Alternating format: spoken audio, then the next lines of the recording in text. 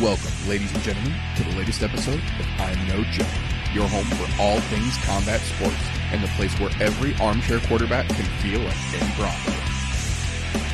The views and opinions presented on the I'm No Joe channel belong solely to the person expressing them, no one else. If we say it, that means we meant it. That being said, this show does contain adult themes, adult content, and general shit that you shouldn't be letting your kids intake. Be advised, viewer discretion is recommended. Proceed at your own risk. You've been warned.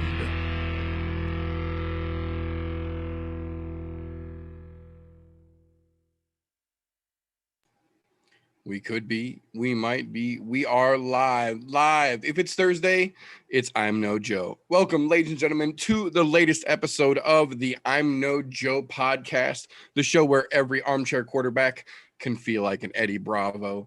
Thank you, everyone, for tuning in to this, our latest episode. I think it's fairly appropriately titled a UFC 259 hangover of sorts. For those of you who did not catch the insanity that was the pay-per-view last weekend, fret not. We will get into that in just a little bit here. But before we do jump into the recap and the breakdown for this weekend's upcoming card, I do want to take just a moment here and thank these fine gentlemen for coming along this shit show, taking part in the shenanigans here. Unfortunately, we are not going to have the freshest guest a man could ask for again this week. He is finishing up the move into his awesome new abode, so congrats to him, and hopefully we will have him back next week again for the breakdown fun. But the interim new guy in his absence, the purple strap holder vicariously, as it were, RJ Vapes. How you doing, brother? What's going on, man? Good to be here. Good to be here. Got a lot of shit to talk about, especially after fucking last weekend. God, yeah, we will definitely get into that craziness in just a little bit. But good to be here. Kick it over to the guy that's drinking a maple old fashioned. I'm telling you, that's the other one here, the across the octagon from myself more often than not, as it were. My Wednesday night homeboy, my combat shit talking compatriot, the one and only maple old fashioned sipping golf tea vapes. How you doing, brother? I'm doing fan-fucking-tastic. I'm telling you, there's nothing better than having it come from your own tree. That's all I'm saying. It doesn't get better than that. Not a fucking bit. I absolutely agree. That's about as farm to table as you can fucking get right there. Oh, so glad to have both of you gentlemen on board here.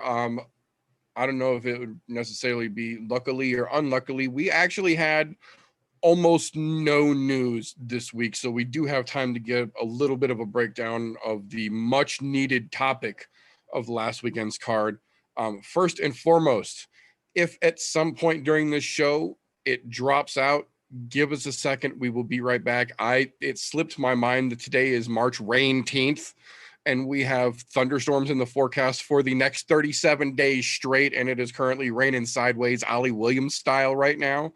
I'm watching shit literally blow down the street in front of my house on my security cameras. So if we drop out, we will be back one way or another. If I got to log in on my fucking phone, we'll keep this shit rolling. So that being said, first thing I want to do is actually jump into the couple little pieces of news here, because like I said, it's just a few things that they announced, and then we're going to jump into some 259 recap talk here. The first kind of fairly major announcement that we got was actually just made this afternoon. Darren Till versus Marvin Vettori has been moved up to April 10th to headline as the new second UFC card to be broadcast on ABC. In moving it up and moving it to ABC, they actually moved the prelim start now to noon Eastern time. So that will be an early Saturday card.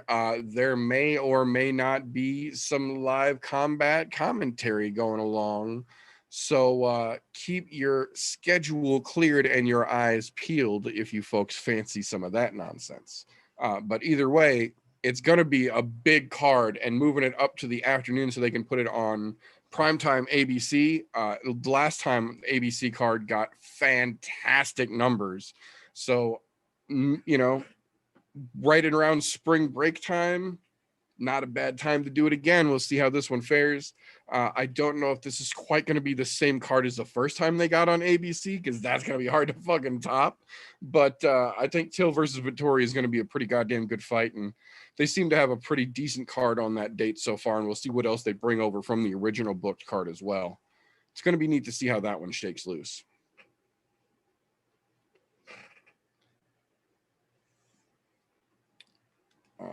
Next one, we got a couple of announcements for fights upcoming and rescheduled, as it were. Announced Tuesday, May 1st, they have rebooked Merab Dvalishvili versus Cody Stamann for the third time now. I'm definitely interested in this fight. I don't know if I'm interested in enough to have them book it a fourth time if something falls out here. I get rebooking something, even rebooking it twice in today's day and age when shit's getting crazy and things are literally dropping out last minute. 3 times, I think, is about the limit here. We learned from Tony and Khabib that when you get your hopes worked up that many times, that it's just either never going to happen or it's never going to live up to what you've built it up to in your head at that point anyway. I hope this fight pops off, but if it doesn't, move the fuck on. They didn't give Edwards Chimaev a fourth rebooking. I don't think anybody else should either at this point. I think if this plays out, it'll be an interesting fight. If not, let's keep it fucking chucking, boys. The other interesting fight that they announced, June 5th. They have not confirmed whether it is going to be the headline or the co-main event, but it is one of the two as of right now. Walt Harris stepping back into the cage versus Marcin Tybura.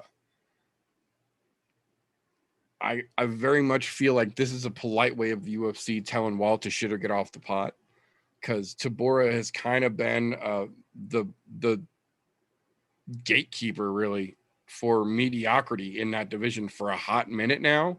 He hasn't done anything terribly impressive in a good while, but they haven't cut him, so they're using him to weed out the non-contenders, as it were, at this point.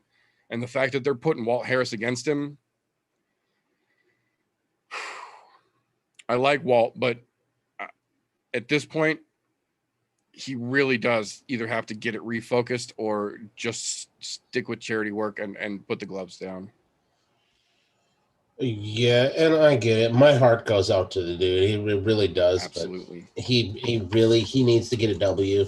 And I think this is more than just a shit or get off the pot moment. This is a, hey, we're feeding you somebody who we know you should beat.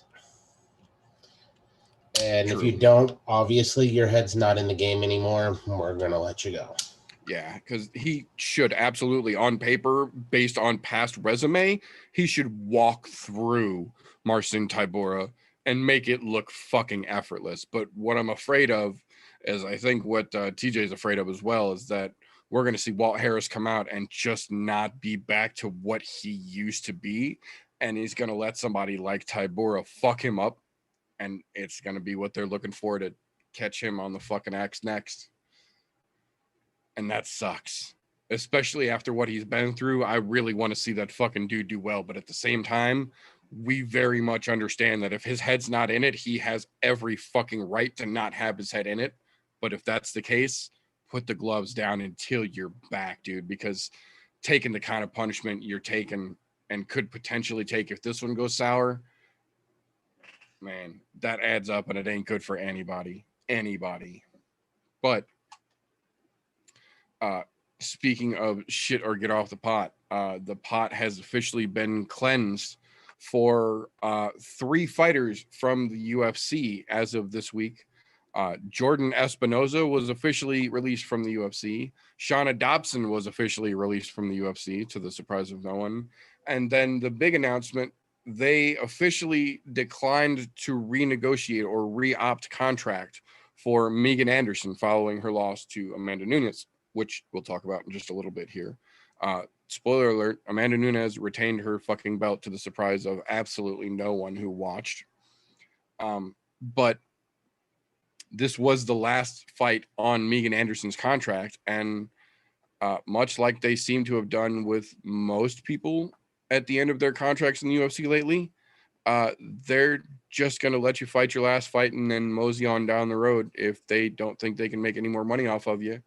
And much like Megan Anderson literally said in an interview Monday, I believe, either Sunday night or Monday, she has been told by several of the higher ups in the UFC that they had planned to get rid of the women's featherweight division one way or another. Whether she won, they would retire the division with her as the champion after a potential rematch with Amanda, depending on Amanda, or if Amanda won, they were just going to close out the division altogether and have Amanda be the quote unquote final champion.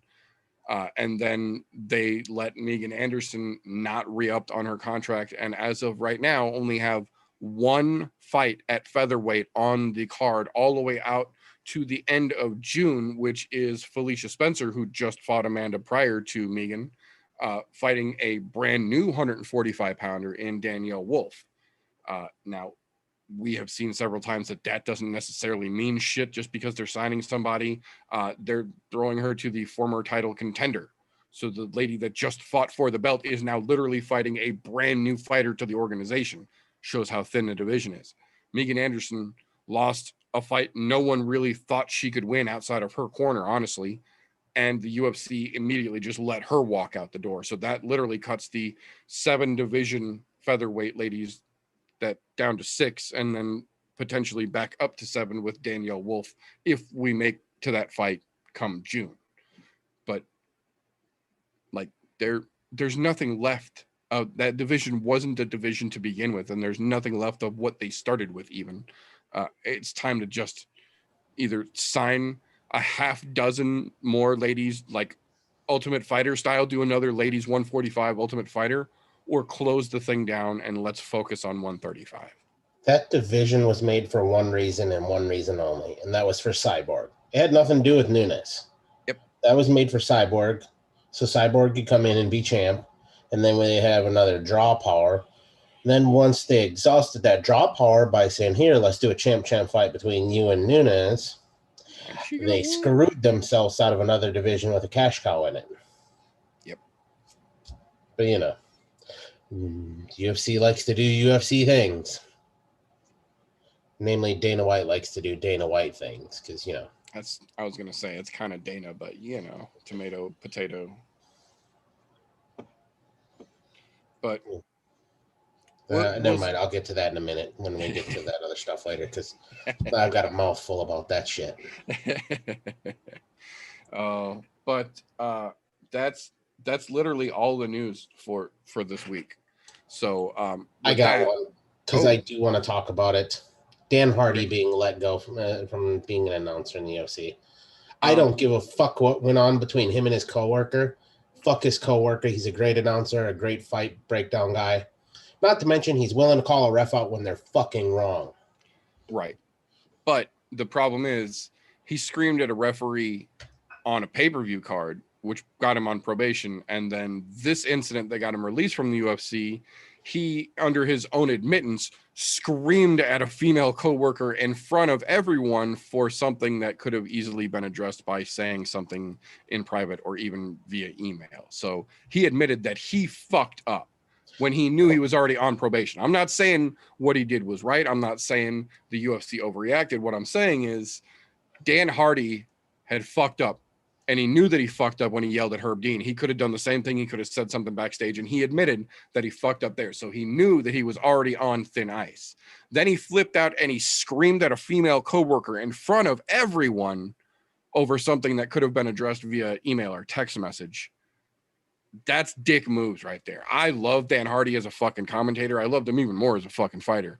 But if you're an asshole, you're an asshole. And if you're an asshole on probation told not to fuck up again and you fuck up again, you signed your own walking papers. I can't be fucking too mad about it, you know? They knew what they've been getting with him since the beginning.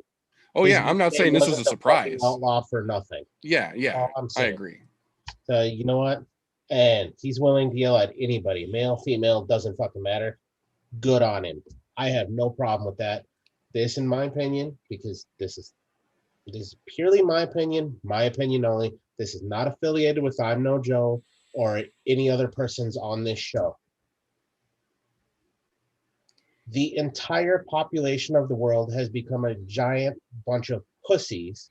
So, oh my God, I got yelled at in front of people. I'm so hurt. He should lose his job. Oh my God, he yelled at me for being a bad ref. I should be pissy. No, fuck you. Put on your big girl panties. Put on your big boy britches. Stop being a bunch of fucking pussies. Deal with it. Life sucks. It's rough. It is what it is. What are you going to do if somebody says that to you on the street? Not a goddamn thing, but because he was at work. Oh my God. You know, if that happened every time I was in the fucking military, I would have had no NCOs left because I got yelled at a lot. Fuck off. Take your goddamn pussiness and get the fuck out of my world. I agree. The only counterpoint I could say to that is in both of these situations, in him yelling at Herb Dean, it wasn't Herb Dean that complained about him yelling. It was Dana White himself who said, that's over the line. One more fuck up and he's gone. And it wasn't the woman that Dan Hardy screamed at who complained to the UFC. It was Dana White who apparently saw a video of Dan Hardy screaming at that woman who said that's all he needed. So, you know, there's a very common denominator here in this whole thing, and it's not Dan Hardy. It's fucking Dana White. Dana White that's what I'm saying. Wants to take offense to things that he wants to take offense to. That's what I was just going to say. This is Dana's world. So, you know what? I say fuck him. I hope he gets picked up by a different promotion, quick, fast, and in a hurry, because he's a fucking asset. And fuck Dana White for being a scumbag again. I absolutely agree. I kind of hope to see him doing fucking Bellator or PFL commentary in the next couple of months. But yeah, like I was saying, this isn't necessarily anything too surprising because this is Dana's world and we just live in it. The worst part of him losing his job for me, though, that comeback fight that he had been hinting at a lot, definitely not happening in the UFC. Yeah, no, that idea, any hope we had of seeing either him in either one of those potential comeback fights that had everybody excited are pretty much out the window now. There's not really a whole lot of chance for either one of those happening anymore, unfortunately. That's the biggest bummer. Right? It's not that we lost a commentator because we've got plenty of commentators, but I liked him more as an analyst on his fight breakdowns because his fight breakdowns that he does, they're fucking fantastic. Well, that's actually one of the potential silver linings here is that because he's been doing his breakdowns since Inside the Octagon stopped being a thing, he's been doing the breakdowns independently on his Full Reptile Radio YouTube channel. So he can still continue to do full breakdowns like he has been for all the fights now instead of just for the UFC fights because he's essentially an independent contractor now and he can do whatever the fuck he wants on his own YouTube channel. He's not contracted to only talk about or not talk about any other organization anymore. I mean, he did just get that fancy new Telecaster and that big ass TV. Be a shame if it was all for naught. But you know, the second he puts up one thing UFC related, Dana White's gonna hit the fuck out of his chin. Oh yeah, no, he's got to be super fucking careful about it. He can't give Dana any ammunition to fucking throw a copyright strike at him. But if he does it smartly, he can still keep doing everything that he's doing as long as he's very careful about what he puts on that Telecaster behind him. Yeah. Which I hope he does. I hope he keeps doing it just to give Dana that nice, shiny, hey, you're number one, and I'm going to do this regardless. Because everyone will keep tuning in to Full Reptile Radio breakdowns instead of watching whatever they replace Inside the Octagon with on their broadcast now. Yeah. Fucking screwy. What a terrible thing for Dana to do. Yeah, I agree. Especially in a time when they're cutting so many other recognizable names in favor of all this new talent they're trying to flood in. You need to keep some staples and someone who you don't have to worry about paying to fight. I mean, the greatest part of it for me, that's like the pot calling the kettle black and Dana firing him. Dana does that shit all the time. He cusses out fucking reporters. He yeah. fucking calls people stupid to their face, dude. The guy famous for saying a woman will never fight in my octagon. Now running 4 fucking female divisions, talking about potentially adding an atomweight division while he can't manage the fucking featherweight. You know what I mean? Like, this fucking guy has the balls to chop Dan Hardy for yelling about women or yelling at a woman. Like, Or yelling at a referee. He's yelled at fucking refs too. Shut the fuck oh up. yeah. Yeah, no, the hypocrisy of Dana knows no bounds sometimes. No. Born retarded, can't fix it. Smart businessman, terrible fucking human being. I agree. But that will bring us into a quick little rundown, recap, if you will, of last weekend's UFC 259 card. This card was kind of surprising from top to bottom, honestly. I'm not saying it was the greatest card in the world. What I'm saying is it was surprising from top to bottom. Very, very first fucking thing right out of the gate. Mario Bautista came into that fight rocking himself an admirable mullet. I was legitimately caught off guard and almost afraid to root against him at that point. The power of the mullet we have seen is strong and equitable. But Trevin Jones would not be denied. Talk about beautiful fucking timing and a shame to be overlooked for a fucking bonus. Trevin Jones just put the shot on the fucking money and ended the goddamn show in less than a minute of round 2. That was fucking spectacular. And as if you needed more, coming into round 2, surprise, surprise, a contender series soup can in Alon Cruz that Dana and everyone had been hyping up so fucking vehemently, steps in against a Russian gentleman from Serbia, or a Serbian gentleman rather, from Alaska, sorry, who has now made his way into the UFC in Euros Medic, who just absolutely beat the dog shit out of Alon Cruz to such an extent that Joe Rogan and DC were literally whimpering and whining to get Mark Smith to stop the fight on the broadcast, on the commentary. It's almost comical if you listen back to it, because if you watch the fight, to his credit, Alon Cruz kept rolling and kept trying to get himself in a defensive position, but Euros Medic was on him like a pamper. He just was stuck to that ass and not going anywhere. And every time Alon turned, pow, with another fucking shot until finally Mark Smith stopped the goddamn fight. But Euros Medic is a gigantic dude for that fucking division. He's another one of those style bender-esque, really long and uses his reach kind of fighters. So it's going to be interesting to see where he goes from here, because that was a pretty impressive performance, if I do say so.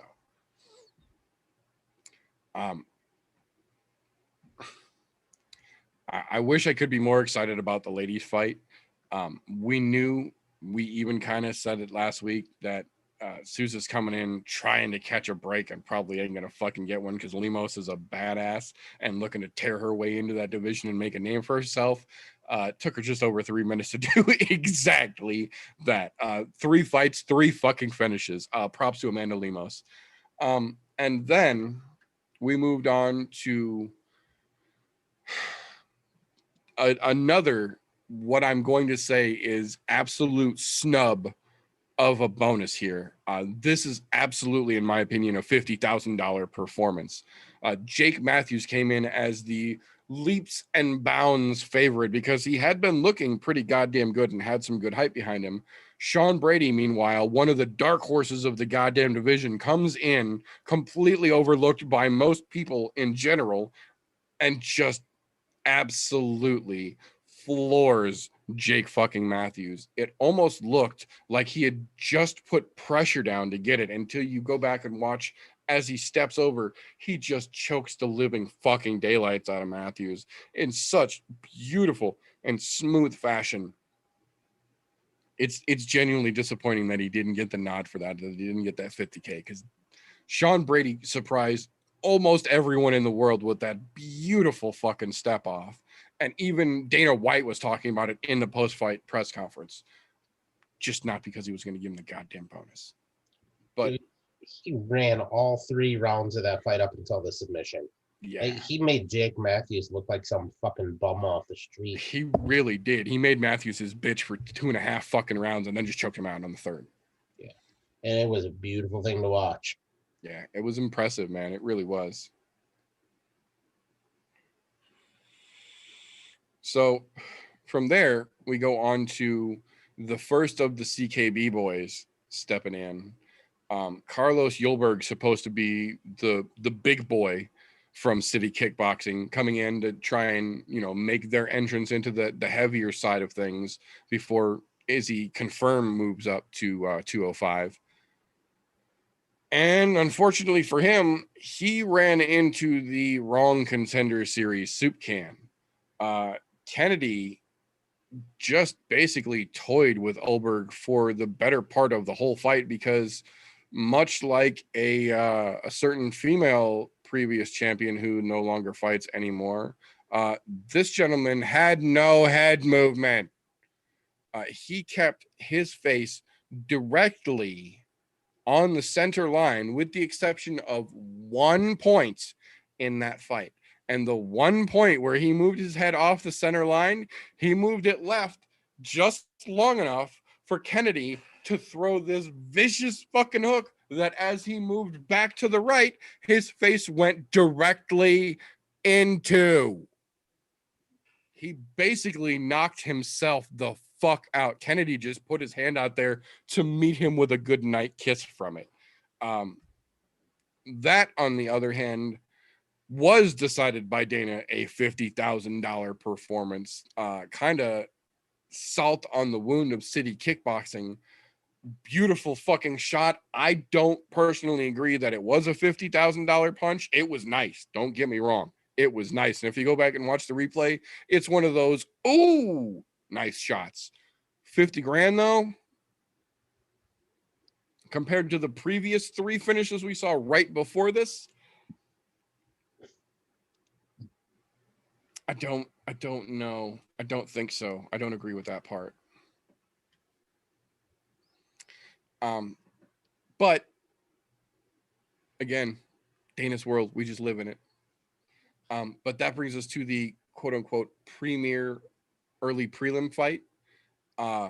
Tim Elliott versus Jordan Espinoza. I gotta say, I have not had the most faith in Tim Elliott lately.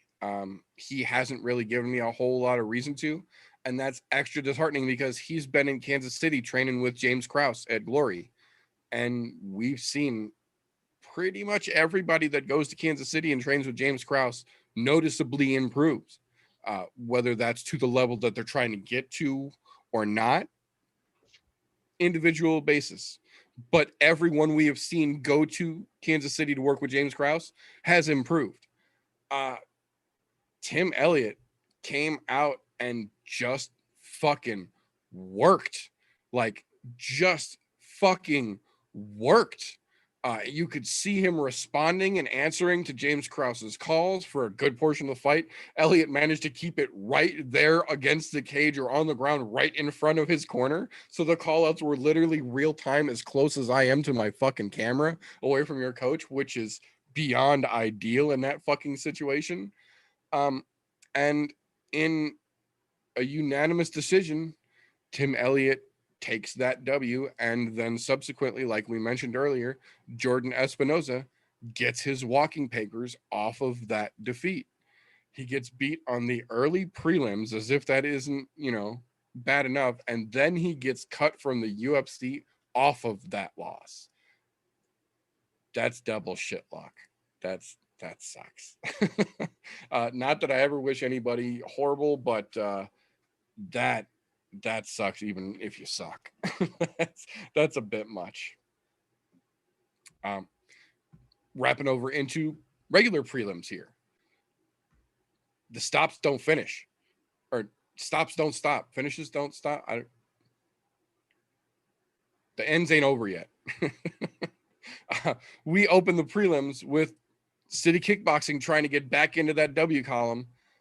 Kaya Kara France looking pretty goddamn good against Rogerio Bontorin.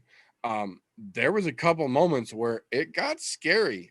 Everybody got a little sloppy in this fight for a minute. Everybody had a minute of, oh shit, where are we going with this? But Kaya Kara France with the fucking patience and the timing, and he just baby elephanted Bontorin so hard that it almost looked like they were going to let the fight keep going, because by the time the ref got over there, he had tried to get back up. And Kaya Kara France doing his lap around the octagon went, oh, do I need to get another one? To which the referee jumped in and went, no. We're going to call this. Don't hit him again. But God damn. Patience is absolutely a virtue. And sometimes when you have enough of it, you land a hell of a fucking shot. And Kara France landed a hell of a fucking shot. Can we address the weird fucking stoppage in that fight? That was the strangest fucking weird stoppage. Because you know what? When's the last time you've seen a ref stop a fight without going like this? Right. Okay. Can you guys literally remember? Waving it off? Yeah, no. Yeah. There was no wave off in that at all. No. He literally went like this and just pushed him to the side after he made the lap around of, oh, do you want me to hit him again? I don't think he actually stopped the fight until he came back around and dude was still laying there. And then he went, agree. Okay, maybe I should have stopped this. Yeah. So I really want to say there was a fuck up in the refereeing there. Yeah. Because he wasn't decisive enough to tell him, no, you keep going, or right, yeah, after he literally face planted the fucking guy. Literally face planted the fucking He could have done one of two things. He could either said, keep going, I didn't stop the fight, or fucking waved off, but there was no wave off at all. He waited for him to literally run around the octagon, fucking hands up, fucking yelling, screaming. Nope. We'll wait till he comes around of, oh, maybe I should hit him again. Yeah, right. To Kara France, to his credit, he face planted that motherfucker and stepped back, knowing that he just put that dude's fucking lights out.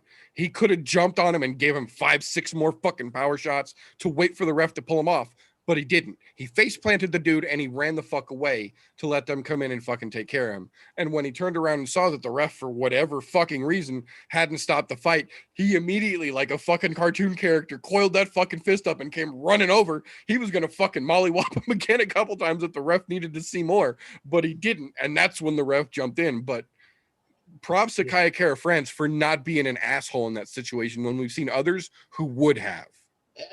I give him credit to a point. However, the sportsmanship shown there is fantastic. However, his job as a fighter, you keep fighting until the ref pulls you off. You're not fucking Mark Hunt. You're a tiny little flyweight. Go over there and keep swinging. And it's not because I wanted to see Rogerio get any more damage done to him. Right. But that's the job of the referee to stop the fight, not you.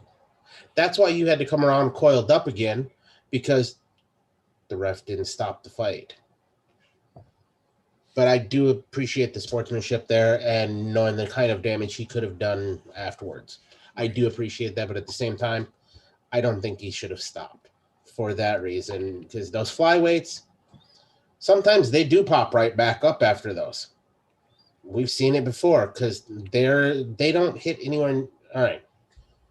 Let somebody who's a fucking light heavyweight hit you versus a flyweight. Who are you going to get up from quicker? I agree to a point. Like in a situation where you're talking about like Benavidez getting popped in his mouth and sat right down on his ass and scooting back, those we've seen guys come back from. But when you get Ronda Rousey, Betch Kohea face plant fucking baby elephant style right into the canvas, I don't know many of those that have ever come back or even been allowed to continue once that limp face plant happens. Like, that's exactly what Amanda did to Cyborg. And when that bitch went face down, they couldn't jump in quick enough to stop that shit. I'm just saying, it's a fucking weird thing that he didn't just stop it on the spot. And if he doesn't stop it or wave it off, you keep going. And I like this. I like the personal restraint shown there. Right. At the same time, if I'm his coach, yeah, you won. Guess what you're doing? You're running fucking laps till you can learn to finish. Right. Yeah, you're gonna be doing a lot of jogging. Yeah, I'm just saying, because you know what? You did great. Well done, kid. No, you didn't finish because the ref didn't pull you off. Right. Although your restraint was fucking fantastic because you saved that guy a lot of fucking damage, and I appreciate that. But Absolutely. the ref put you in a bad position, but you also put the ref in a bad position too because the ref couldn't make that quick determination initially because he knows those flyweights sometimes, even when that little type of forward fall happens on your face, sometimes they kind of pop up and at least turtle. Right. So it's kind of a 50-50 fuck up on both of their parts. Although I lean more on the ref for not being decisive enough because that's their fucking job.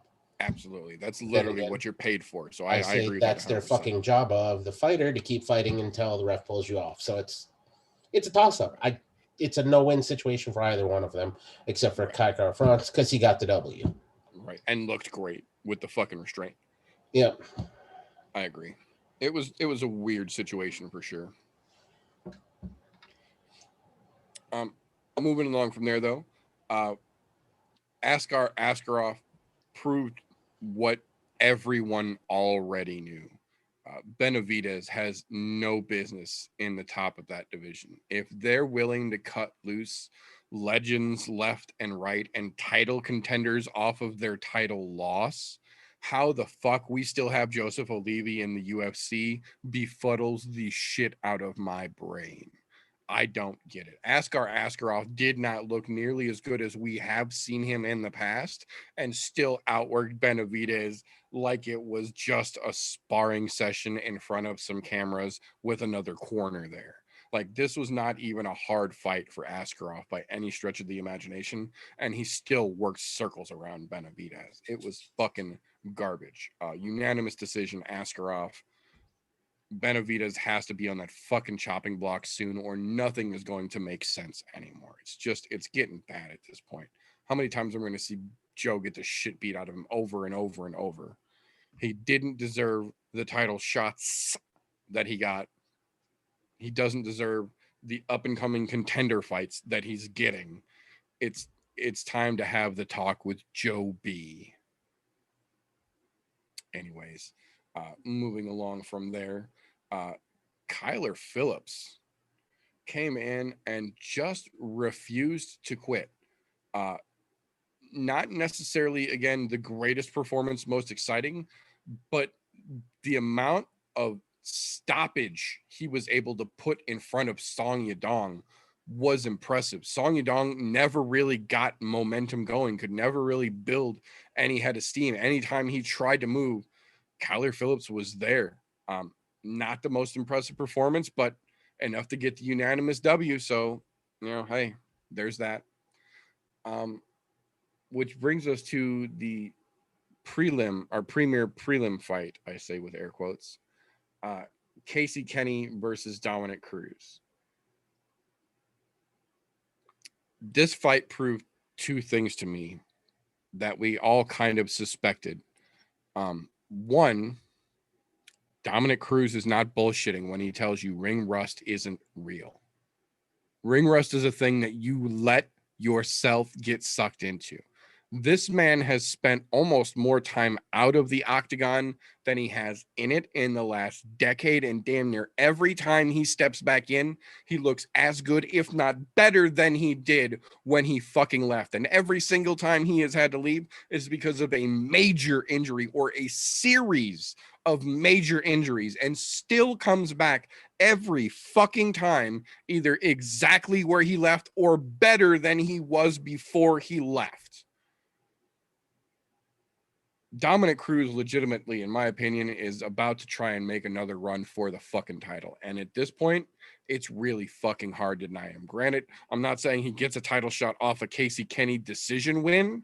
I'm saying this gives us the glimpse that the old Dom is still very much in there, and he is still absolutely capable of tearing through the quote unquote highly touted prospects that Dana White tries to throw at him. So if he keeps this up, it's going to be real hard to deny Dominick another shot at that fucking belt, which I think just keeps that top five so fucking interesting for me. But two, Casey Kenney does not deserve any of the fucking hype that Dana White and all of the UFC insiders keep trying to fucking push on him. He was mediocre at best when he first showed up. He's been mediocre at best since he's been here, and he's let his fucking mouth overrun anything that his talent would be able to compensate for at this point. Send that worthless motherfucker down the road if you're sending the likes of Espinoza and Megan fucking Anderson. How the fuck is Casey Kenney still on this UFC roster? Send that dumbass down the fucking street and let him play with the Bellator boys. Fuck that clown. Can we talk about one thing specifically in that fight? Absolutely. How the fuck was that a split decision? Dominick Cruz worked the piss out of him. The movement that he had, dude, that was straight Dom champ status movement. His footwork was fucking fantastic, dude. His head movement, was classic Dominick. It really was. Yeah, it was a thing of beauty to watch. It was like going straight back to Strike Force, fucking when he was in his fucking early 20s moving. It didn't look like he'd lost a step. It looked like he gained a step. And they somehow fucking called split decision. I didn't get a chance to look at the fucking scorecards from that fight, but I have a strong feeling Sal D'Amato had something to do with that bullshit. I think that's a safe bet generally when there's some stupid shit in Vegas going down on the cards. It's generally a safe bet. Sal D'Amato's involved somehow. Look, in my opinion, that was 100% Dom the whole way, not a split decision. No, that should have been fucking unanimous across the board. I mean, if anything, stop feeding these fucking newcomers to him. Let him go back and improve his fucking worth again, because he's obviously there. You can see it. The only thing that makes this better was his post-fight fucking interview. That was one of the greatest post-fight interviews I've seen in a long time. Yes. And so restrained when you could tell he wanted to go the fuck off. You could see in his eyes he wanted to just get nasty and vile, but he kept it 100% professional, very poignant, very controlled and reserved. Made his point very eloquently, and I love that shit. Fuck Hans Smolenkamp. I want to see that fight get fucking made. Fuck yes, because that dude would get worked. Not to mention, that was one of the greatest things of seeing how restrained he could be, because not only was he just hyped up from beating fucking Casey's ass all over the fucking octagon for 3 rounds, but he was still smart enough, high on all that adrenaline, to know I have a job to keep not only as a fighter, but as a commentator as well. So he kept it as restrained as possible. I think the greatest thing that came out of that post-fight, Monster's actually fucking investigating that cocksucker. Yes. They announced the very next day. They announced on fucking Sunday that they were opening an official investigation into that motherfucker, because they take the words of Dominick Cruz very seriously. They could see, how did they phrase it? They could see I forget how they phrase it now. They basically they could see in his eyes in that speech that he was not fucking playing, and they knew that they better step in and see what was going on. So they opened a full investigation. It was funny how Dana bit his own tongue in that situation. Real quick. He won't bite his tongue in other situations that he should just shut the fuck up in. Mm-hmm. That one, nope. Says Monster pays these guys a lot of money. It's a privilege to get money from Monster. These guys don't have to take that Monster money. Yeah, because they can't take their own fucking goddamn... Can't sell their own fucking merchandise, Yeah, can't sell their own merchandise. They can't sell Condom Depot across their ass anymore. Of course it's a privilege. No, it's not a fucking privilege. Get fucked. It's the only way they can fucking make any money these days, because we know Dana's not giving them what they're fucking worth. God forbid. Yeah, but no. He looked fantastic, and a great post-fight interview. Yeah. I was very, very pleased with that, absolutely.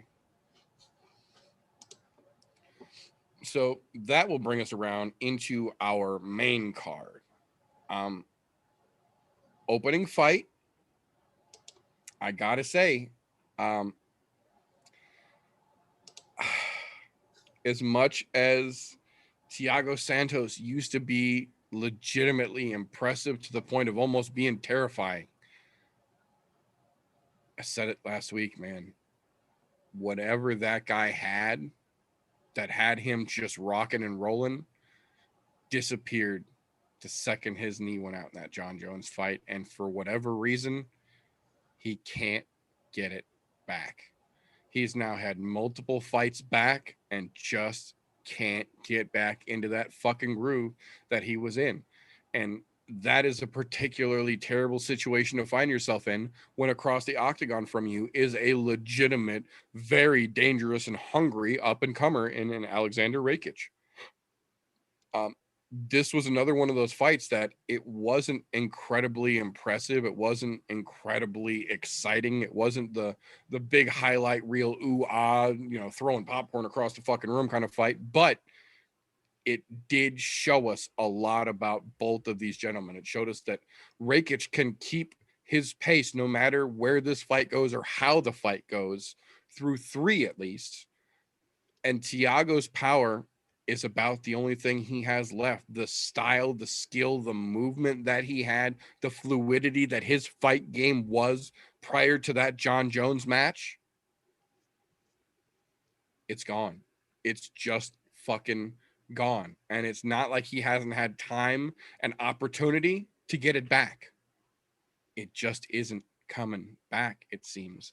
And at this point, I don't know how many more of these W's they're going to let him take before they give him walking papers, because that division is getting fairly cleaned, rinsed, and repeated pretty heavy right now. So I don't know, man. Rakic basically controlled that whole fucking fight. To be honest, I think that loss, I know they had him ranked number 2, but that should have been dropped. After this loss, they should drop him down to number 10. I will say, with complete honesty, and the way he looked, number 10. Don't get me wrong. He was still throwing. He was still giving her, but he's not the same fighter he was. And until we see some other sort of aha moment, I think he's going to end up as a gatekeeper or getting walk-in papers. They're not going to give him walk-in papers right this moment.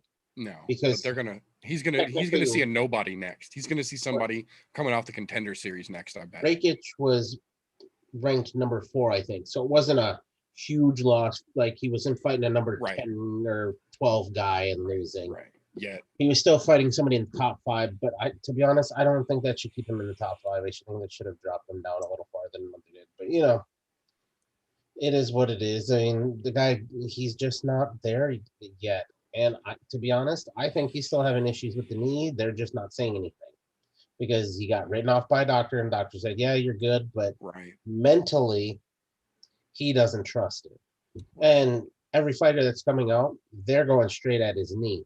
Every one of them has too, yeah. Yep, right from the get-go, because I think the first strike that Rakic threw was a fucking leg kick. It was a low kick, yeah. It was a fucking kick, yeah, absolutely was. And can I blame them? No. If you know where there's a weak point and you don't attack it, you're a fucking retard. Yep. So, hats off to him, but Rakic didn't look that fucking great, to be quite honest. No. He looked mediocre at best. It and just took me really... Oh, go ahead. The worst part of that is because he gets this win over Thiago Santos, that puts him in the title shot fucking goddamn picture. That's literally what I was just going to say, is that the biggest problem for me is that, yes, we saw Rakic can go 3 hard rounds if he needs to, but the bad part about that is they're going to use that to say that he went 3 hard rounds with a former title challenger. Now he deserves his title shot. That was not a title performance. That was not a title shot performance by any stretch of the imagination. But that's going to set him up to argue against Glover now. And that's what bothers me the most about it. I don't think by any stretch of the imagination that Rakic should be completely out of the conversation for the title shot. Give me a good fucking win and I'll put you right in that fucking conversation. But are you over Glover right now? Fuck you. Get your ass back and let that old man get his fucking crack at that belt. Not to mention, if they let fucking him fight Glover, that would piss me off even more. Yeah, I don't want that either. I want Glover versus Jan for the fucking belt next. Glover earned his fucking shot. Yeah. Well, that, and after the fight, Jan leaned over the cage because Glover was cage side. He leaned over to the cage and called Glover up and said, "You're next, pal. I'm watching," and gave him a knuckle bump. There's a fucking video of it. Even Jan knows that's the next goddamn fight. I don't want to see fucking Rakic jump that line or even get put against Glover. Get him somebody that's lined up next so he can prove himself and then be the next one to get it. But let that fucking old man get his goddamn shot. He earned that, motherfucker.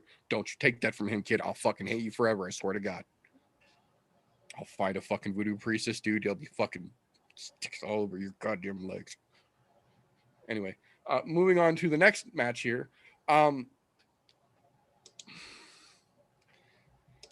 This match almost had me angry the way that it played out. We had a suspicion. We knew you had to be fucking Ray Charles to not see that there was a real good chance that Khabib Jr. was going to come out and try and Khabib this fucking fight. He was in his goddamn corner. You knew that he was going to try and come out and Khabib this fucking fight. Drew Dober gave it a hell of a fucking college try to fight that fucking Khabibing off. And he landed some great shots. He put some great fucking defense up. But in the middle of the third round, Islam got a real fucking good position and managed to slide a very, very admirable fucking submission in. And even Dober gave him credit. That was fucking smooth and it was effective and there wasn't shit that he could do about it in the moment. Even he took his hat off to him. You can't be mad about the fucking submission, but I can't absolutely be pissed off if we see a fucking rerun of Khabib trying to wet blanket his way through this fucking division again. You can already tell the way that Dana was talking about it. He wants to try and make Islam the next Khabib. He wants to try and jump the shark and just shove him as quickly up that fucking ladder as he can. And I don't want to fucking see it. I like Drew Dober, but I don't think that fucking win was enough to skyrocket Makhachev up the fucking ladder. And I'm afraid that's what they're going to fucking do with it. Let him skyrocket him for this reason. Makhachev is not as good as Khabib is. No. As much as it hurts me to say something really good about Khabib, Khabib is tenfold better than Makhachev is, especially in the wrestling category, which is what Makhachev wants to do.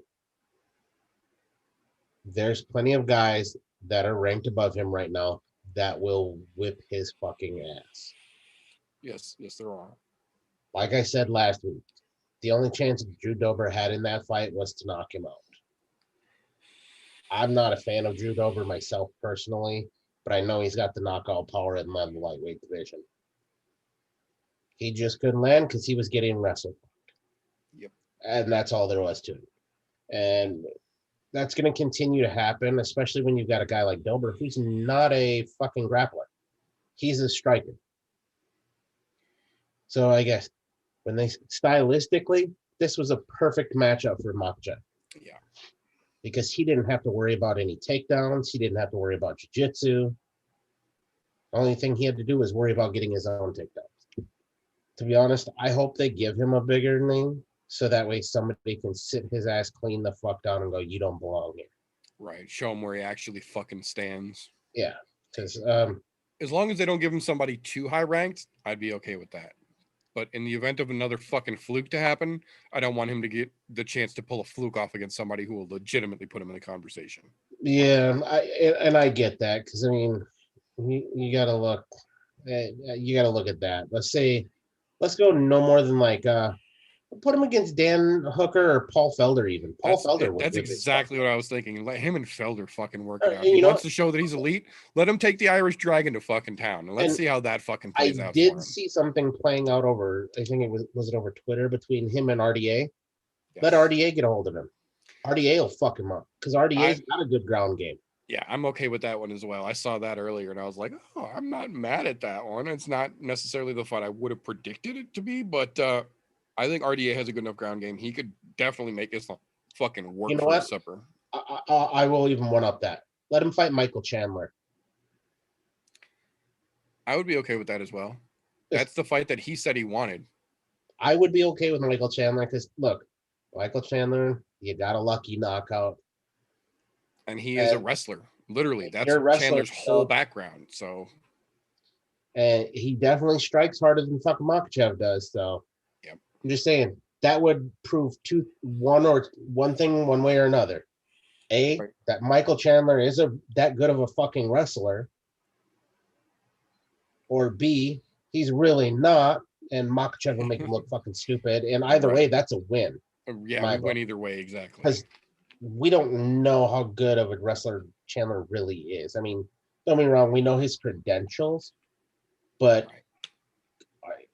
I hate to say this because this is throwing shade at Bellator, but coming from Bellator, their lightweight pool is not the same depth as what it is here in the UFC. The challenge he had in Bellator isn't equal to the challenge he's got in the UFC. Yeah, there you go. To be honest, I think that would just make for a really good fucking match to prove, is he good enough to hang here, or is he just fighting people that he's getting lucky knockouts on here already? Yeah. Only time will tell. See what they do with Makachev. Right. My only problem with this shit is I'm getting tired of seeing fucking one-trick ponies, man. People that just want to fucking stand up and bang, fucking go to goddamn boxing because you don't have a fucking takedown defense and you can't fucking play on the ground. Motherfuckers who want to play on the ground, go to collegiate fucking wrestling because you don't have a fucking stand-up game. Getting tired of this bullshit all the time of fucking your Dagestani wrestle fuckers and your guys from the South and from the Bronx that just want to fucking stand up and box because they have no ground game and don't give a fuck to try and learn and better themselves and better their career. Getting tired of it. The thing with one-trick ponies is eventually they get shown up because of being a one-trick pony. I mean, look at, don't get me wrong, a lot of them will have a good run, a la Damian Maya. One-trick pony. Had a great fucking run. A la Ben Askren. Had a great run. Even coming in the UFC, won a fight he should not have. Right. But those one-trick ponies eventually all get shown up.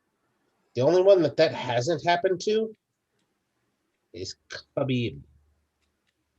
Then again, that dude's wrestling Is out of this world. God level compared to everyone else in the fucking UFC period. That's in, I'll say MMA period.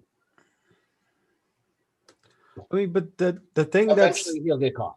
the thing But that's if he fights again. But he says he's not going to. So I'm just saying. Right. Ponies always get shown up. That's just how it works. And yes, it sucks to watch them wrestle, fuck their way to the top or knock their way out to the top sometimes. However, I like that more in the heavyweight than I do in the lightweight division because, you know, heavyweights are fun to watch people put into orbit. I'm just saying. Right. But, you know. my only problem with it is this is MMA. Wrestling isn't MMA. Wrestling is wrestling.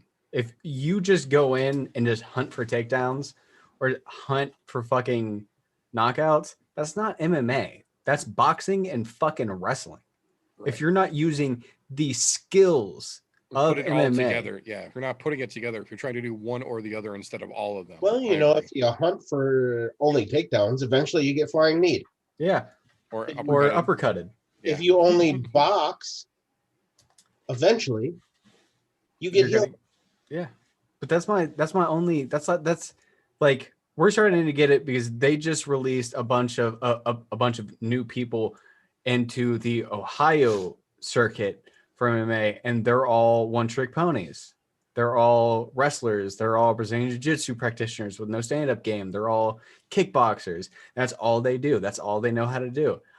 I don't understand why are you just putting one-trick ponies in when this is mixed martial arts. There's more than just a stand-up game and more than just a ground game. I don't understand the concept of, yes, let's get this guy. He only knows wrestling. Have you ever heard the term regression? Yeah. This is the UFC regressing back to UFC 1. The early days. Where you only knew one thing and it was whose martial art is best. Yep. That's what happens in a lot of those situations. It's very much full circle. Yeah, it's very much full circle. We've gone from guys where you started out with one-trick ponies to it got to the point where it was literally such a diverse mixed martial art. You had to know everything. And now it's coming back around to where the guys who know everything but specialize in one thing are starting to become dominant again. I think it's just going to keep going. I think we're going to get back to a point here pretty quick where the one-trick ponies are going to start getting really heavily exposed, and you're going to have to be a mixed martial artist again. And they have been. I mean, look at Chase Super. Got exposed by Bruce Leroy. Fucking, you had Ben Askren. Gets fucking baptized. I mean, The list goes on with these guys. Look at Conor. Conor was he said himself, he was focusing on trying to win that Dustin Poirier fight with boxing so that he could set up a fight with Manny Pacquiao afterwards, steered away from his MMA roots and got his ass kicked, got his very first fucking knockout in his entire fucking career from trying to be a boxer against a guy who could box pretty goddamn good on his own. And didn't know how to check a fucking leg kick. Right? Not fucking one. Yeah, no. When you focus too much on one trick pony shit, you get exposed for it. Even a guy who fucking knows better. Yeah. Focused on that one trick pony shit. And Poirier was like, that's cute. Watch this leg kick. Hi-ya! Fucked his whole day up. Yeah. One trick ponies eventually always get exposed. It's just a matter of not if, but when. Yep. Just sucks in the meanwhile. I agree. Yeah. But that will bring us into our first of 3 title challenges of the evening. And probably the biggest point of contention for the entire goddamn pay-per-view. And of course, it was the first of the 3 fucking bouts. So I will say this. For 4 rounds, well, for 3 rounds and then 4.5 minutes of the 4th round, Peter Yan was beating the dog shit out of Aljamain Sterling. He was stuffing takedowns. He was taking him down on his own. He was just beating the shit out of him, having his fucking way, looking like an absolute fucking stud, showing what we have all said in that Aljamain Sterling did not belong in that fucking octagon with Peter Yan in any fucking universe. And then comes a point in the 4th round when Aljamain Sterling is butt scooting across the canvas on one knee, stalling to try and get an opportunity on Yan. And Jan's cornerman yells to throw the kick in Russian, which we later had translated by Khabib, was how they caught that. In Russian, Jan's cornerman yells, throw the kick. And Peter Yan, without missing a beat, followed the fucking instructions of his coach and launched a fucking Sagat level tiger knee and just fucking snapped Sterling's fucking face across his head. Immediately the fight gets fucking stopped. Paused, I should say. The fight gets paused by the referee, who brings in the doctor to look at Sterling right away. They go over to talk to Peter Yan, the referee does, with the translator, and the referee says to the translator to tell Peter, if he can't continue, this would be a DQ and you would lose your belt. To which you immediately see Aljamain Sterling go from looking like he's okay, telling the doctor he'll be okay, to falling backwards and soccer level, oh, I'm out of it. I can't get my balance. I'm rolling on the floor. I can't. The world is upside down. Black is white. Night is day. What is happening? I can't get my bearings. And the fight is called the disqualification. And then what? Oh, no. A disqualification, but I could have continued. Oh, no, I can't. I'm so concussed. But this isn't how I want the belt, says the man who immediately walks directly over, puts on a headset, and talks to Joe Rogan for almost 10 minutes without a single sign of being concussed, then goes to the hospital and is immediately cleared, ruled no concussion. The first time in UFC history a title has changed hands on a disqualification. Aljamain Sterling is now the bantamweight champion, as fucked up as that is to have to say. The only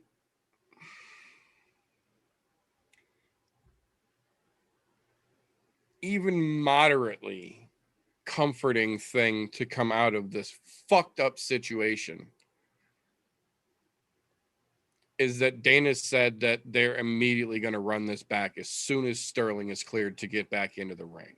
They're not going to waste any time. As soon as Sterling is cleared again medically, they're making the rematch immediately. That's getting run back. And I and 99.9% of the rest of the world have zero doubt that Jan is going to beat the shit out of Sterling twice as bad as he did this time. Take that fucking belt back and kick this idiot back to the bottom of the fucking line where he belongs. Yes. I really hate that it took such a fucked up situation like this to bring as much attention to this as it has. On the same token, though, I'm almost relieved that everyone can now see what a fucking fraud Aljamain Sterling is and how he really had no fucking business in there, and has since then tried to come out and defend his accepting of the title and placate all this shit down and blame the referee for the stoppage and blame Jan for the knee and not take any responsibility. Tried to say that he was statistically winning the fight. Fuck off. I fucking hate this so much that this fucking played out like this. And if this does not get resolved, I will lose my shit. But I have a feeling that this is one of those situations that Dana cannot sweep under the rug, no matter how much he would fucking like to, because there will not be a single press conference come and go without someone asking him what the date they're looking at for Aljamain Sterling and Peter Yan 2 is going to be, until he announces the day that that fucking fight will be made.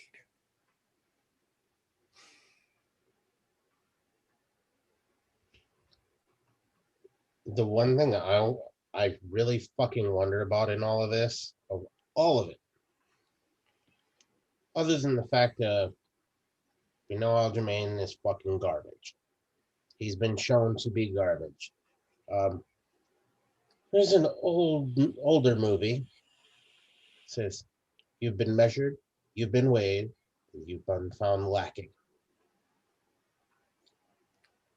That was the immediate thought that came to my mind as he's rolling around bullshitting his ass off. Look, I don't care how many times Aljamain talks to the media and says, "Well, how about you take a knee from me and see if you get concussed?" No, motherfucker.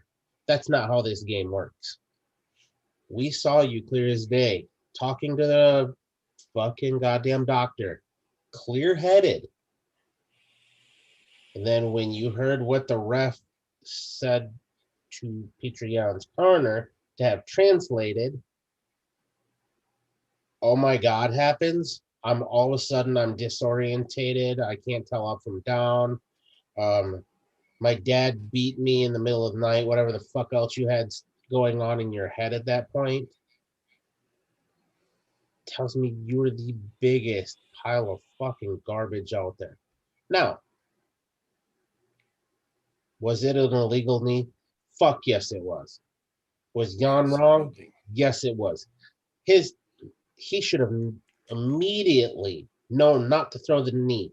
He's a fucking professional fighter. You don't get to become the champ without knowing what a downed opponent is. You shouldn't have to hear it from your fucking corner to tell you to knee him when he's down or throw the kick while he's down. Right after the referee literally said twice, he's down, he's down. They come in, look, to his credit, his English, fucking horrible. Right. So he's down, may not mean dick to him. No, I'm saying to his corner it should have. Still, either way, to him, because he's talking directly to the fighter at that point. He's not talking to their corner. If the corner heard it, good. If not, whatever. But still, they do a pre-fight. All referees go in and tell them, this is what a downed opponent is. This is what you're not allowed to do in those situations. There's a reason why you see them when they have these title fights. They both come to the center.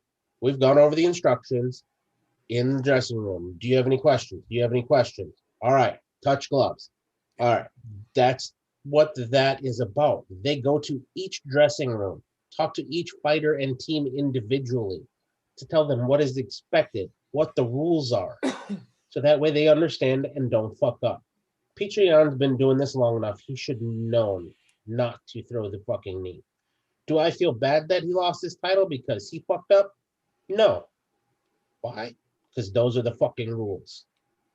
You know the rules. You played with fire. You got burned. However, the caveat to that is Aljamain Sterling is an absolute fucking shitbag. He's the definition of a soup sandwich. He's a literal piece of fucking garbage. To not only go from fine to, oh, I'm fucked up to, oh, I'm fine, let me do this post-fight interview, and not stutter a bit, not stumble, not have to think about what he's saying. You're not concussed when you do that. I've had concussions. I know you're not with it. They're going to ask you what color the sky is, and you're going to say cat. Yep. Your brain might be thinking blue, but you're going to say cat because that's how concussions work. That's why they ask, when you get concussed, what's your name? Do you know where you are? Do you know what year it is? Do you know who the president is? Simple questions that people should be able to just rattle off quickly. Pop right out. Yep. The questions and conversations he had with Joe Rogan, those are not simple questions. Those are things where if you're fucked up, no answer you give is going to make sense. Every answer he gave made complete and perfect sense to the point of saying, I am a shitbag. I am a shitbag. I am a shitbag. It's similar to I am Groot. We don't actually know what he was saying, except for it all translates to I am a shitbag. That's all I'm saying. Because it was fucking ugly. Look, he knew he was getting his ass whipped. Oh, yeah. Oh, yeah. Clear as day. There was no chance in hell that he was winning that fight. Patreon was just beating the brakes off of him. He's beating him like he fucking owed him money. So did he take the easy way out? Yeah. Piece of trash. Bitch made move. Whatever you want to call it. He could have went on fighting. They could have immediately took a point from Jan, and I would have been all right with that. Or labeled it as a no contest. But because he stated he's on the ground, that makes it intentional. So therefore, it has to be a disqualification. Am I mad at the referee? Fuck no. That dude did his job brilliantly. Called in the ref. However, if I was him, I would have stopped the fight immediately. I wouldn't have even brought in the ref and disqualified him right on the spot. But they try to, in these title fights, give people the benefit of the doubt. Just take the point. That didn't happen in this case. So we get what I will call Aljamain Sans title Sterling. You might have the title, but you don't really have the title. You didn't fucking earn it. You took the easy way out to get there. So just be prepared to have a real knee come next time while you're not grounded or stalling the fight, because he was obviously fucking stalling. Yeah. And Patreon's going to be pissed. Granted, he only has one person to be pissed off right now, and that's himself. But he's going to come back pissed, and he's going to beat the ever-living shit out of you. You're going to wish you had to have taken the easy way out the first time. So this way you didn't have to go through it a second. You know, we'll see here. I'm going to guess International Fight Week. I have a feeling they're going to push for that because that makes sense here. Give them 3 months and run it back again, or 4 months because that's in July. Right, yeah. Yeah, that's right about the right time, too.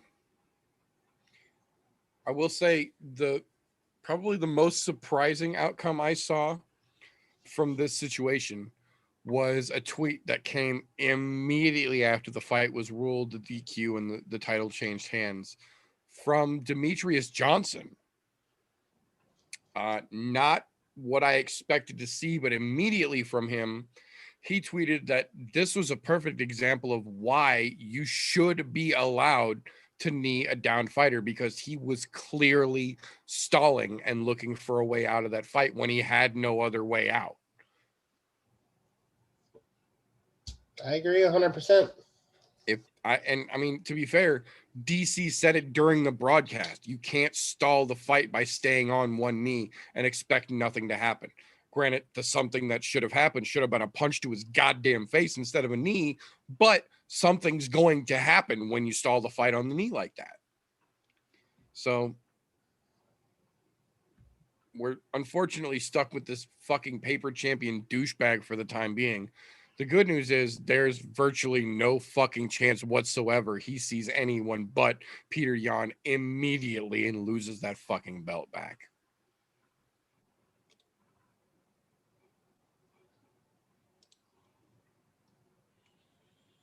What do you think, RJ? I think Aljo's a sorry piece of shit. I also think that the UFC should implement something of, if a person's got a vicious knee, you don't do a fucking a post fight interview in ring or go sit down. From my personal experience, if you get hit that viciously, you don't talk to reporters. You don't do anything like that. You go straight to a fucking doctor. You go straight to the goddamn hospital, because those countless seconds, in this case 10 minutes, could lead to a bleed in your brain, which fucking kills you. I have a massive problem with that. Two, they should also, I'm kind of with Demetrius Johnson in the sense of, if you're still in the fight, kicks of a two-down opponent, like upper body kicks, those are kind of iffy in the unified rules, but not headshots, not fucking knees to the head. I'm not okay with that, because you can really fuck somebody up even still. Body kick shit like that, I think that should be allowed. Unified rules are iffy on upper body kicks to down opponents. I think it's bullshit. I think that he should have had his title instantly his title instantly taken from him the second that he was sitting down with Joe Rogan and having clear, coherent conversations about shit that you're not going to be able to fucking comprehend when you have an actual concussion. I think that's bullshit. But Peter Yan will absolutely ragdoll the fuck out of him and get maybe even 10 or 11 takedowns instead of 7 this time. 7 of 7 for the record, against a guy who said to Peter Yan, once I get you against that cage, I'm going to drown you because you can't wrestle. Aljamain Sterling got 1 of 9 takedowns, and that one was barely a fucking takedown. Meanwhile, Peter Yan landed 7 for 7 takedowns on Aljamain Sterling in those 4 rounds that we saw. So I agree. I have very little doubt that when they run this back, Sterling is going to get fucking ragdolled and no one's going to feel bad for him. But that will bring us into the co-main event of the evening, the women's featherweight championship.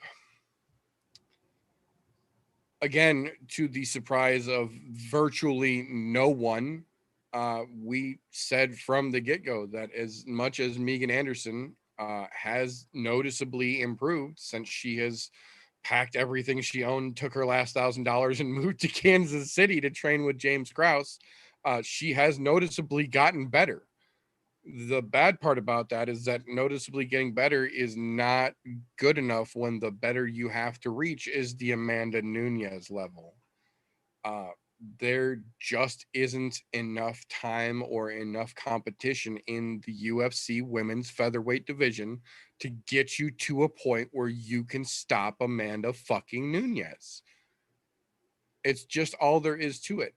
It literally took 2 minutes for Amanda to ruin Megan's entire fucking evening. I don't believe Megan Anderson landed 1 clean punch in that 2 minutes. I know she threw 1, but I don't think she actually landed the one that she threw. Megan just got fucking worked right out of the gate. It was very evident that Amanda was going to do whatever the fuck she wanted, wherever the fuck she wanted, whenever the fuck she wanted. And this fight was hers to complete how she pleased.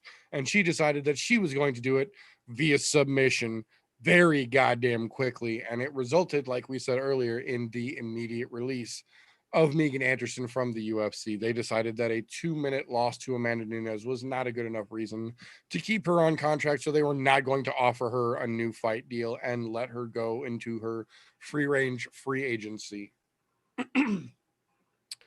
Both Dana and Amanda have said that they are going to keep the featherweight division around as long as Amanda is willing to keep defending the belt. Amanda said she is willing to keep defending the belt as long as they are willing to keep giving her women to fight at 145 pounds. And Megan Anderson said that they have now told her multiple times from multiple different people in the upper echelon of the organization that regardless of how this fight played out, this was the last featherweight title fight in the women's UFC division, that after the Danielle Wolf versus Felicia Spencer fight this summer, they are literally going to close the division. And honestly, that makes the most sense at this point.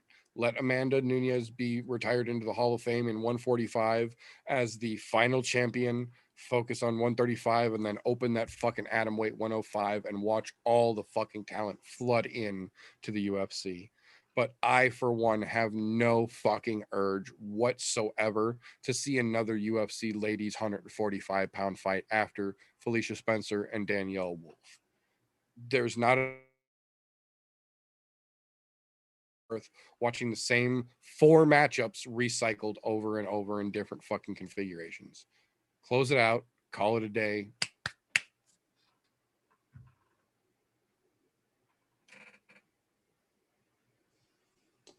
Yeah, that was just exactly what we thought was going to happen. Not surprised at all. The only thing that was surprising was the way the finish occurred. I thought it was going to come via strikes, but that was right one there with you. slick reversed fucking triangle that ended up in a fucking Americana for a finish. As it to everybody else, it looked like just a regular old arm bar that she pulled. No, because Megan was smart enough to twist her arm, it ended up in an Americana. You don't see an Americana finish too often in the UFC, so that was really cool to fucking see from the triangle. Least of all on the ladies' side of the house. Yeah. The other thing I'd say about this, I don't give a shit about the Wolf fight. Scrap the fucking division. Make that fight a 145 catch weight, and tell your 6 contenders fighting at 145 to go up or go down. Pick or choose. Pick your poison. That's it. You have 6 people and a division. That's not enough to call it a division. You're not doing fucking rankings. That's pointless. Cut the division. Let it not be a thing. Don't push. Oh, we're just gonna have one fight and then we're gonna scrap the division. Just fucking scrap it. Still run the fight. Run it as a 145 catch weight. Point blank period. There you go. There's your fucking solution. I agree. It's fucking dumb. When you've got 6 ladies in a division and 3 of them are 135-pound ladies who just don't cut the extra weight to fight it at featherweight, it's done. Fuck it. Be done with it. But that will move us on to the main event from last Saturday. Excuse me. Jan Blojovich versus Israel Adasanya.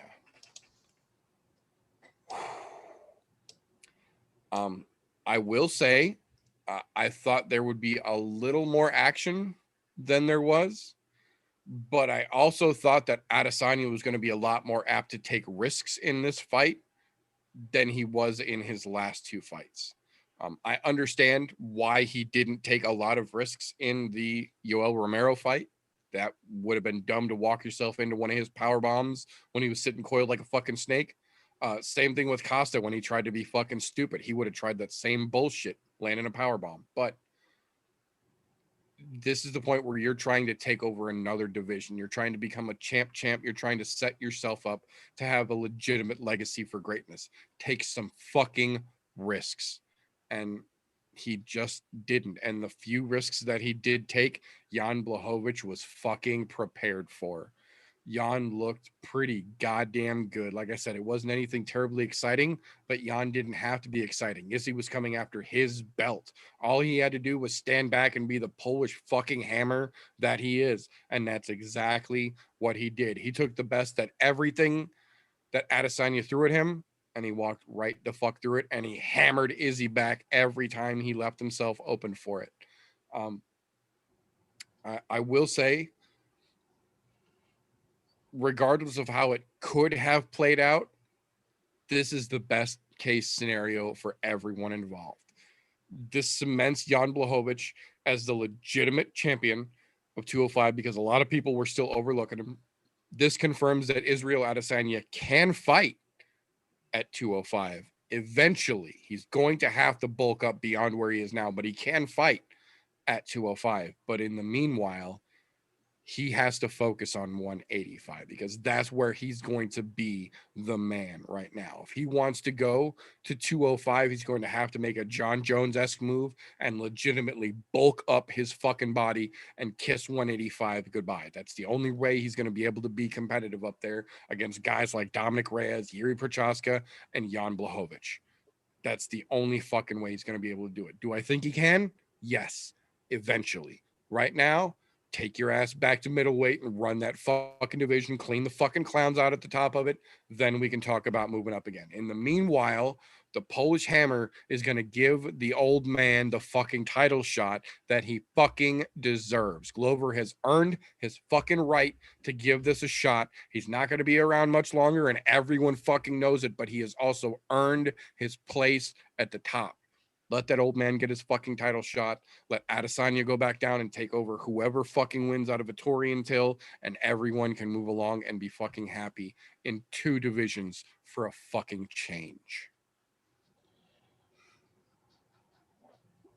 First things first, I'm just going to say I told you so to everybody who fucking doubted Jan Blojovich, because I said it from the get-go.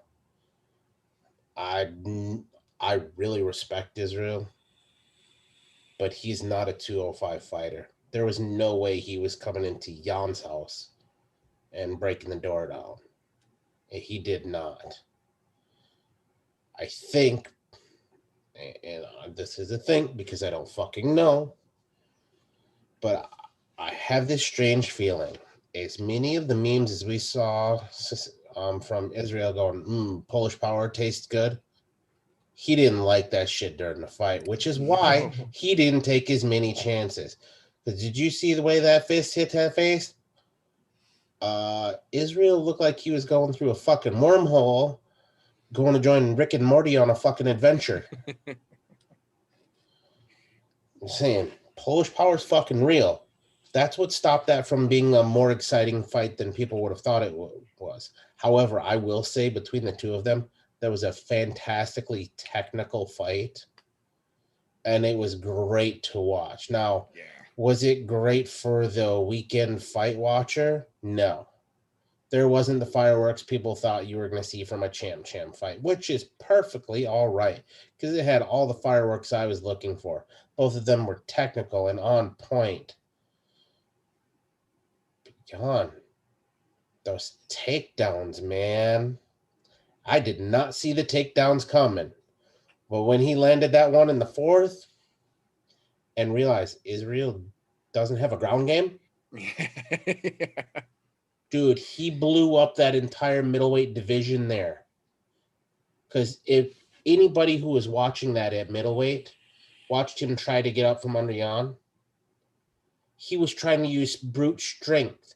There was not one bit of him trying to use any technique to get back up or to get him off of him or to reverse the position. We learned one thing about Israel Adasanya for sure. If you can get that motherfucker on the mat, you can keep him there. Yep. The other thing it proved, Jan Blojovich is a much more well-rounded fighter than everybody thought he was. And the lack of credit that they gave him, everybody, from the top of the UFC brass all the way down, he proved fucking wrong. And he had every right to walk up to fucking Dana White after that fight. And it wasn't even right after the fight. It was just as he put the belt on. He turned around. He said, and you keep doubting me, or something to that effect. You don't believe in me. Yeah. And look, Dana with his bullshit that he pulls. I never told him I didn't believe in him. Bullshit. That's why you let Israel Adasanya come right up there. Right. Hoping that he was going to be a double champ because you knew he's already a superstar. And he could have ascended to the ranks of the fucking Conor McGregor-esque. Yep. But nope. Didn't work out that way because nobody put any respect on Jan's name. And I said it from the fucking get-go. When that fight was made months ago, Jan wins it. I said that months ago. I didn't change my stance on that. I'm telling you. You don't have respect on Jan's name now? There's something fucking wrong with you. I'm telling you. He is one of those weird fighters where he started out decent. He had a bad cold streak. Lost 4 or 5 in the UFC. He had a hiccup. Yeah, he had a hiccup for sure. Found his fucking stride. Once he found his stride, he's fucking unstoppable. I'm telling you. I like Glover Teixeira. I'm excited to watch that fight. I don't know if Glover's going to be able to do it or not. However, Glover, I can't bet against that motherfucker either because that old bastard, his boxing just seems to get better and better, and we know Jan likes to strike. Yep. So I think that'll be a good strike fest between those two, but just saying. Now, for me, did Israel lose anything out of this fight? No. He got his first loss on his record. But you can't be great without taking risks. You can't try to be the GOAT without taking a risk here or there. My hat's off to him. To be honest, his stock went up, in my opinion. Still an Adesanya fan. I always will be. And absolutely, the dude's fucking fantastic. Nothing against him. I just knew at the time he doesn't have it in him to beat him. If he bulks up a little bit and makes a permanent switch to 205, yeah, then he could give him possibly a run for his money. But he also needs to obviously work on your ground game, dude. But, yeah. It's a fantastic fight. It's beautiful to watch. And the sportsmanship that was displayed by both of them, both leading into and at the end of the fight, was fucking fantastic. That was amazing. That's what you like to see in this sport. It was great. I agree. And like you said, the best part, at least for me, if there is a best part in seeing somebody lose, is watching Adesanya immediately go right out to the press conference, sit down, and own that fucking loss like a man. Jan beat me. Ain't nothing I can say about it. Ain't no excuse I can make. Jan beat me. Time to go back to the drawing board, go back to 185 and refocus. Own a loss will get you more fucking stock, in my opinion, than bragging about a win. The other one good thing that came out of this, in my opinion, the way the press does rankings for pound, they apparently put some stock in Jan Blojovich like they should have a long fucking time ago. Better have, man. He moved up in the top 10 for pound, and he deserves to be there. To be honest, right now, I could see him top 5 right now. Easy. But that's just my own thought. Wherever the fuck Adesanya was, he should jump above that. And I know Adesanya was top 10. He did not, though. They jumped him to 8. Adesanya dropped to 6 from 3. My favorite thing about that entire fight was watching live Vegas odds of Jan Blojovich go through the fucking roof. Because they hit him as a massive underdog. Yeah. My favorite part was having the fight on one screen and the Vegas betting odds fucking on a page minimized over here. And every round it was going up 100, 150. I'm like, wow. Okay. Yeah. When it came down to it, I mean, both of them played smart. Both of them played to their strengths. One a little bit better than the other.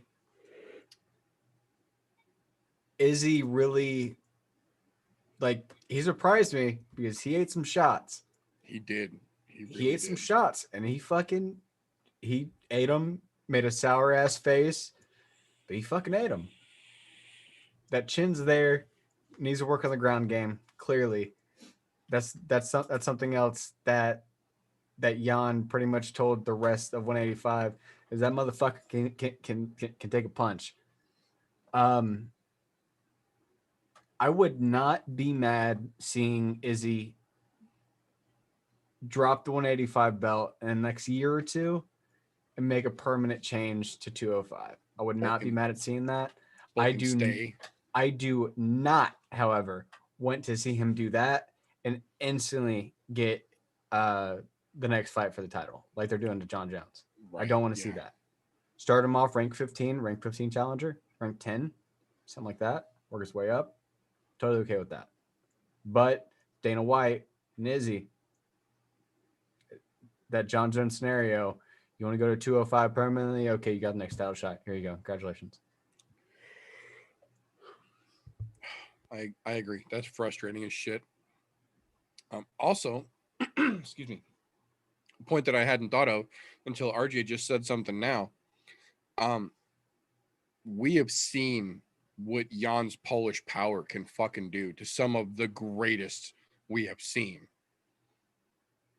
We saw Izzy eat a couple of the fucking solidest pow shots Jan Blojovich had to offer, and like RJ said, made some fucking faces for sure, but kept at it. So that legitimately makes me think, how fucking hard does Kevin Gastelum hit when he lands square? Look what he did to Israel Adasanya's face in 5 rounds versus what Jan Blojovich did to him in 5 rounds. And we saw Jan land some big fucking shots on Israel's face. And Kelvin Gastelum had him blown up like the fucking scene from My Girl. Like, that shit was puffy, to say the least. Jan didn't have him like that, and Jan clipped him pretty goddamn good. So, one, Izzy has a fucking chin that has been tested and proven reliable. But 2, how hard does Kelvin Gastelum hit when he legitimately fucking throws properly? We know he hasn't been doing a whole lot of that lately, but that's still in there somewhere. If nothing else, that actually gives me a little bit more hope that Kelvin Gastelum can get his head out of his ass and still make something of himself in that fucking division. We saw what he did to Adesanya, and we saw what Adesanya just came out of a 5-rounder with Blojovich looking like. A little food for thought. But the 50G bonuses for last Saturday, fight of the night, ironically enough, Kennedy versus Olberg. Performance of the night bonuses, Kayakera France and Uros Medic. Prelim loves for all the monies. So that brings us inevitably to the medical suspension list as we go through like we do on these weeks. Jan Blojovich, suspended till April 6th. Didn't take a whole lot of damage. No big surprise. Izzy apparently hurt his ankle. Must be cleared by a doctor or he's out till September 3rd. If that's serious, okay. If not, come on, guys. Megan Anderson, suspended until September 3rd or cleared by a doctor, even though it doesn't really make a whole lot of difference right now. Aljamain Sterling, suspended till May 6th, as he fucking should have been. If you're going to play the concussion game, you get the concussion suspension. Sit the fuck down for a bit, son. Rakic, September 3rd, unless cleared by a doctor, they're saying he hurt his ankle as well. Understandable. Santos, out till March 28th. Didn't take a whole lot of damage, so I get it. Cruz, April 6th. didn't take a whole lot of damage. Understandable. Casey Kenney, April 6th. Kyler Phillip, April 6th. Song Yadong, March 28th. Okay. Understandable. Benavidez, April 21st. He got rocked pretty fucking good. That makes sense. Bontario, April 21st. He got fucking put out. I think he should be a little bit longer, but I get it. Tim Elliott, April 6th. He didn't take hardly any damage in that fight, so I'm not sure if his is too long or the other guys are too short, but that seems a little weird. Espinoza, again, September 3rd, or cleared by doctor, but it doesn't matter because he got walking papers too. Kennedy suspended until April 6th. Olberg, who got fucking hammered, April 21st. Souza, who got fucking hammered, April 21st. Cruz, who got fucking hammered and put out, April 21st. Batista, who got knocked the fuck out, April 21st. So many of these people who got knocked the fuck out in the prelims are catching 6-week suspensions. But the people who didn't take the most damage are catching suspensions until September, and Sterling's only out till May. He's only out 2 weeks longer than the people who are catching these light suspensions. Vegas is really getting a little fucking crazy with some of this shit now. That being said, though, that'll bring us into our namesake for this particular episode, the UFC 259 hangover that we're still fucking groaning and dealing with. That has become UFC Fight Night Las Vegas 21 / UFC Fight Night ESPN 19, I believe, / UFC Fight Night Edwards versus Muhammad. This card, aside from being a fairly standard edition of filler after a pay-per-view show, is just, you almost got to feel pity for this card. We said from the get-go that they had uber stacked this card because almost everything was going to fall through. And sure the fuck enough, everything from the main event down has either fallen out completely or been rebuilt at least one time, with the exception of, I think, 3 fights on the card. And one of those 3 didn't get rebuilt. It got moved twice onto this card now. Starting out at the tip top, though, because there are some interesting matchups on the prelims. There's a couple that I want to mention without giving full breakdowns here. Poor Nasrat Haqparast. That dude stepped in on short notice and then now is getting another last minute replacement to the dude that he stepped in last minute to fight. He can't catch a fucking break here. Credit where credit's due for staying on the fucking card and taking the fight to stay active. But man, talk about not being able to get a fucking iota of training for the guy you're getting ready to get matched up with. I'm curious to see how that plays out. Haqparast has shown us that he's got some pretty good potential here. I want to see how his fight IQ plays out in a match where he doesn't have a chance to do any preparation, essentially, for the guy. Following up after him, another one in the same fucking situation.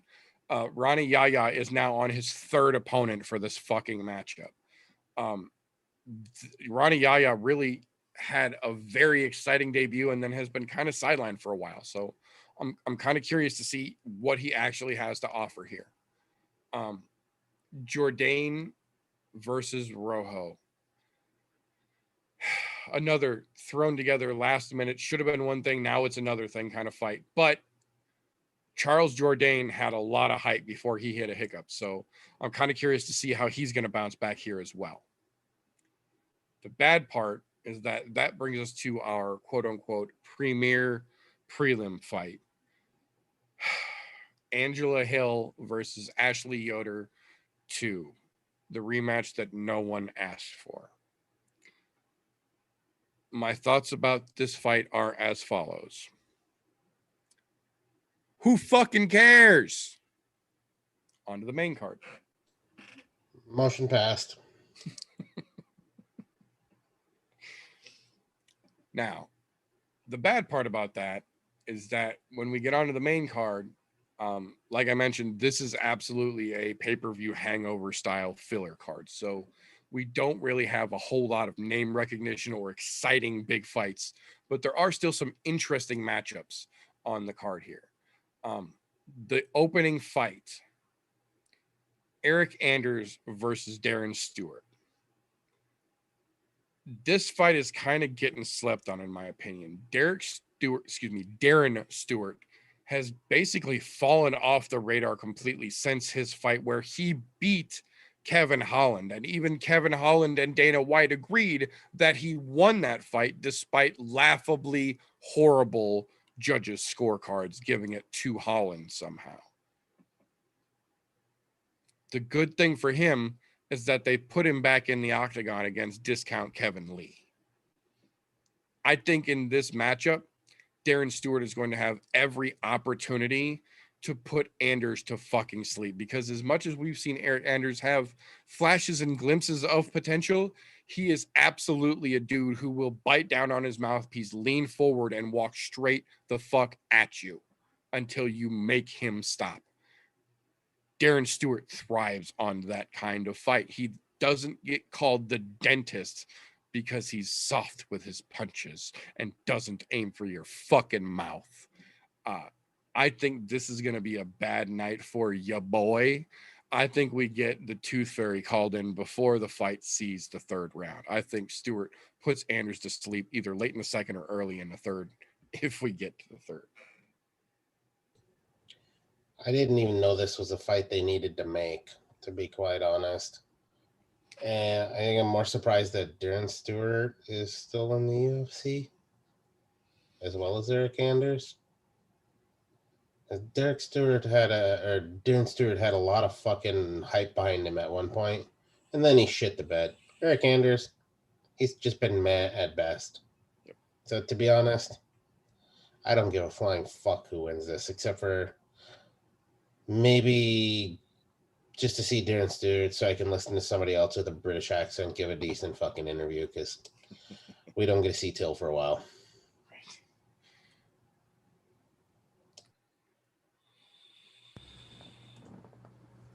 Yeah, for this, I'm going like it's not an exciting fight.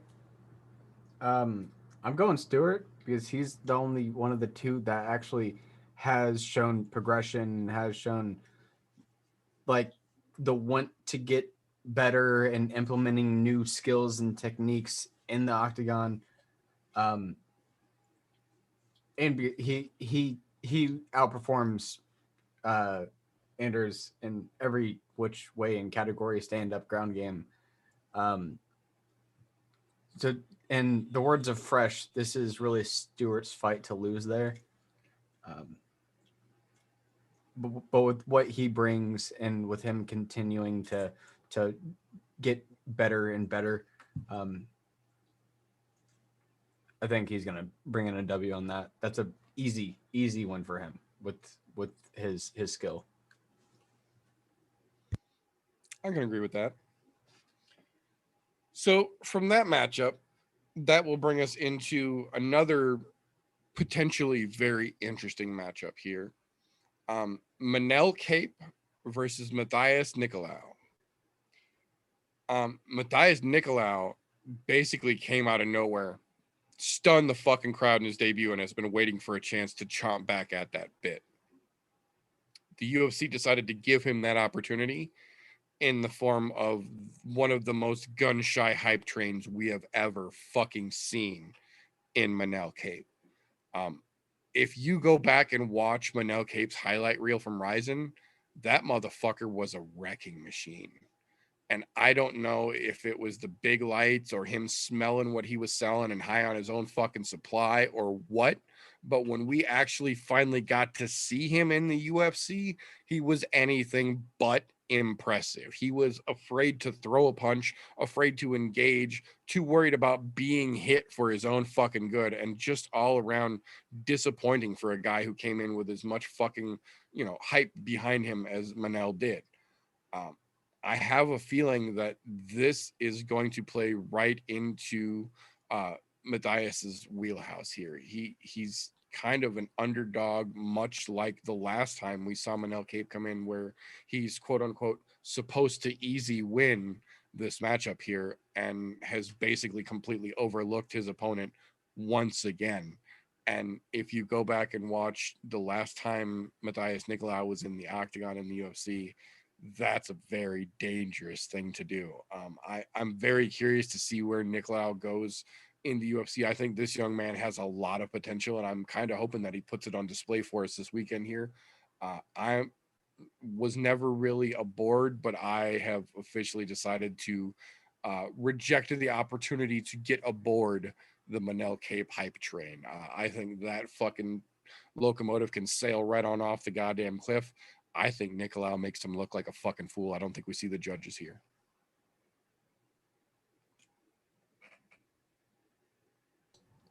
This hangover card shit is bullshit.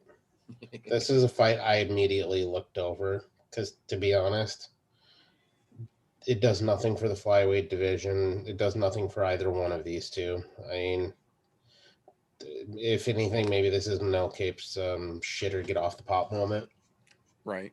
But other than that, useless fucking fight to me. I'm just glad there's fights this weekend, so I have something to watch and bitch about how terribly the cards are put together lately. Dude, I don't want a fucking hangover card. To be quite honest, I want a break card after a fucking pay-per-view. And what that means is no card. Give me a fucking week off. Not that I mind having fights to watch every week, but I do mind having shit fights to watch every week. Just saying, look, there's only 3 fights on this card that I would remotely talk about. And those 3 are coming up here. And one of them is only because Dan Ige is in it. The other one is only because I want to talk about Misha Serkinov. And the other one is I'm hoping Leon Edwards gets his ass beat because, I'm sick of that motherfucker's bullshit. But, oh, yeah, what fight were we talking about? Oh, yeah, Cape and, yeah, fuck that fight. Fuck that fight right there. That's how I feel about that. Well, the good news is, I'll let you in on a spoiler, is that this will be the last week we're going to be doing full card breakdowns like this. We're going to do a little change in format starting next week that I'll talk to you guys about after the show real quick. But I do want to go ahead and finish this card out just for posterity's sake, because there are a few here I do want to talk about. So the only problem I have with this is, tell me one name in that deserves to be on the main card.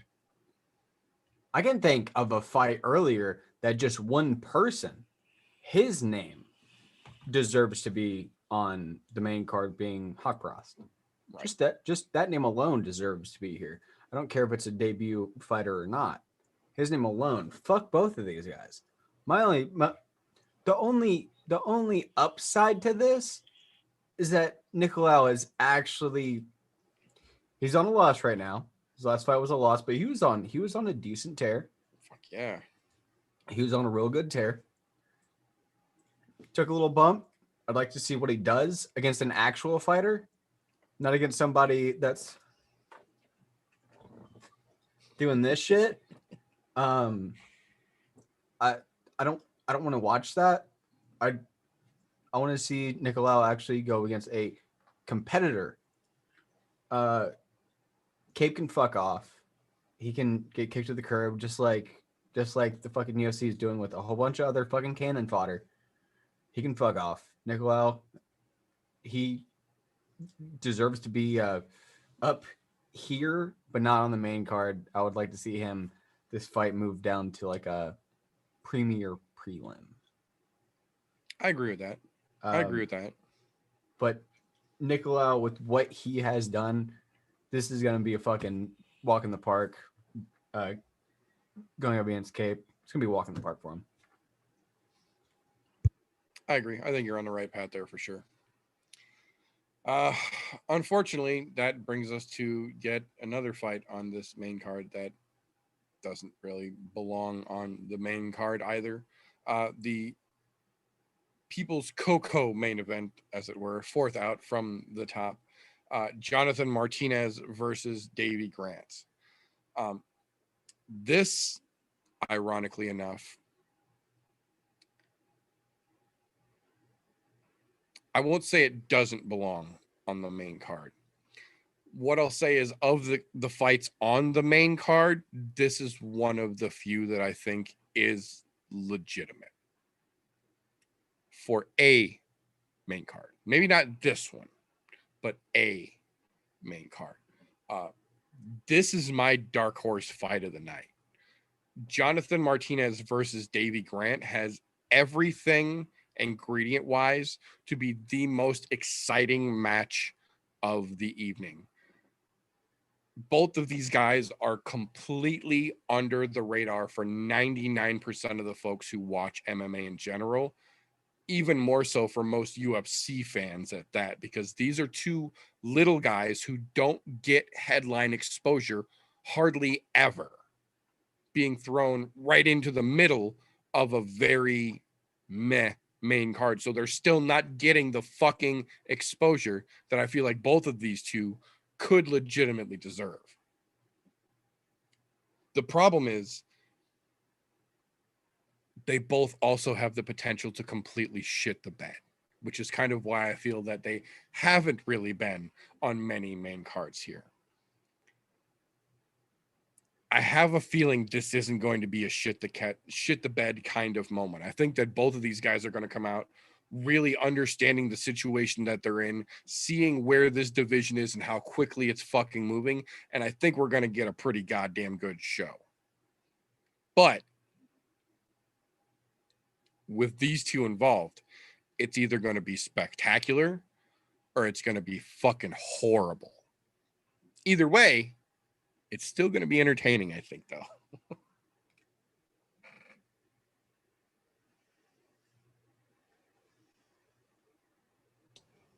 Best part of this fight here is going to be that they're itty-bitty little bastard bantamweights. Yes. So you know they're going to go 10,000 miles an hour. Somebody's going to get hit. Why this fight's on the main card, I don't know, because this is literally between Martinez. We've seen some flashes of greatness out of him, but he shits the bed most of the time, as does Davy Grant. So, I mean, I'm hoping... You know, they say two wrongs don't make a right. I'm hoping two bads make a good here. But it's going to be a toss-up on whether this is a shit show or fucking possible dark horse fight of the night. And I say that's a long shot dark horse fight of the night here, because God knows which one of these I'll say four fuckers are going to come, because is it going to be their good personalities or their bad personalities? Or is it going to be some mixture of both? Only time will tell, but that's outside of probably the co-main event. This is probably my favorite fight on the card. Purely on the fact of I don't know what's going to happen with it. Exactly.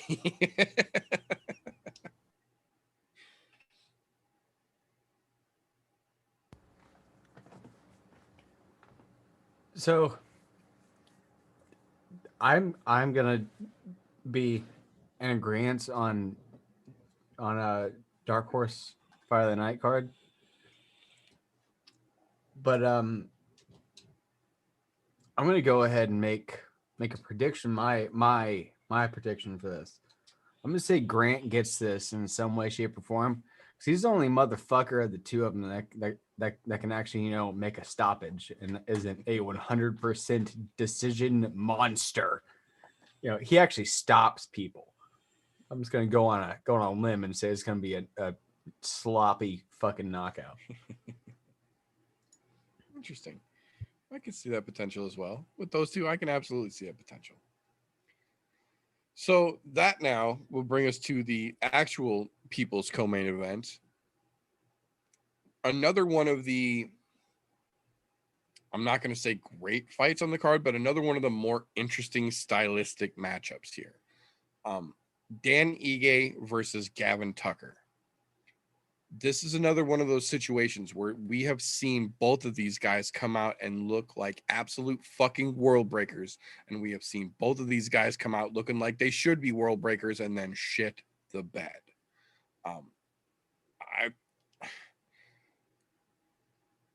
I know that he's had his bumps in the road, but I really do have a hard time betting against Gavin Tucker. I like Dan Ige, and I think he's got a lot of potential if he keeps improving.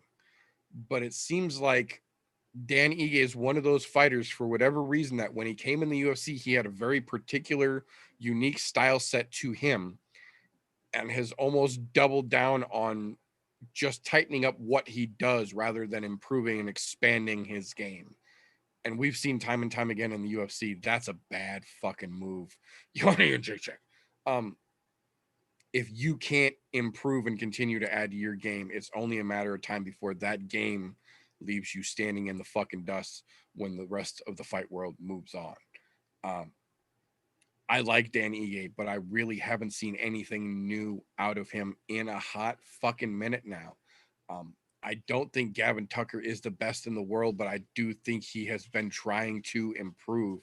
And stylistically, he's very interesting because he can do a lot and he is very fucking quick. I think this is going to be another very interesting matchup. I said it before, I'll say it again. I like Dan Ige, but I honestly don't know that either one of them really has anything that would give them a clear advantage over the other here. I think it's going to be a really close match, but honestly, unless one of them does something spectacular, this is going to be another fight on a card of unimpressive matches, I think. Dude, you took the absolute words out of my fucking mouth on this one.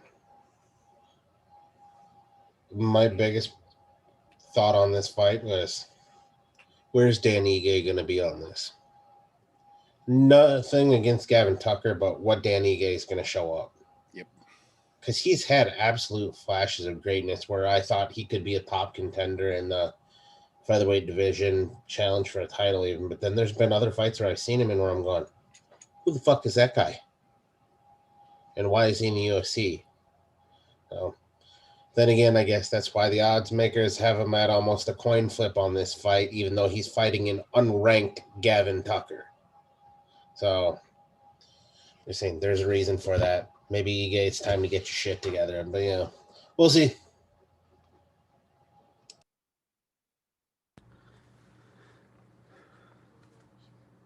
Yeah, this is, like both of y'all said, this is going to be dependent on who shows up. Because if they both show up, that's going to be a fucking banger. If they both show up. Because, like, stylistically, it makes sense to make this a fight. Because both of them have great stand-up game when they're both there. They both have great fucking ground game, like neck and neck ability, skill, and technique whenever it comes to the ground. Tucker is a little bit more well-rounded on the ground because he's focusing on, you know, expanding my knowledge, expanding the techniques, while Ige is, I know this. Which gives him a slight edge, but since Ige is focusing on what he knows on the ground, he's making them buttery fucking smooth. Like whenever you put them next to each other, whenever they both show up, that's a good match to make stylistically. Again, like both of you guys have said, it's going to depend on who the fuck shows up. I hope they both do, because that's gonna be a good fucking, that's gonna be a banger of a fucking fight. Fuck yes. Well, while meters away, I do want to bring up the two newcomers to the UFC that they brought in last minute. One of these guys I've actually met and was on a card with him. Well, not on a card with him, but his one of his people that was in the same team was on the card, so I got to meet him. I have no clue how to ever say the guy's first name, but Garcia is on the prelims, and Rojo. Both those guys, if they actually do rather, I think they're going to do rather well, not against who they're fighting, So their fighting are pretty fucking good.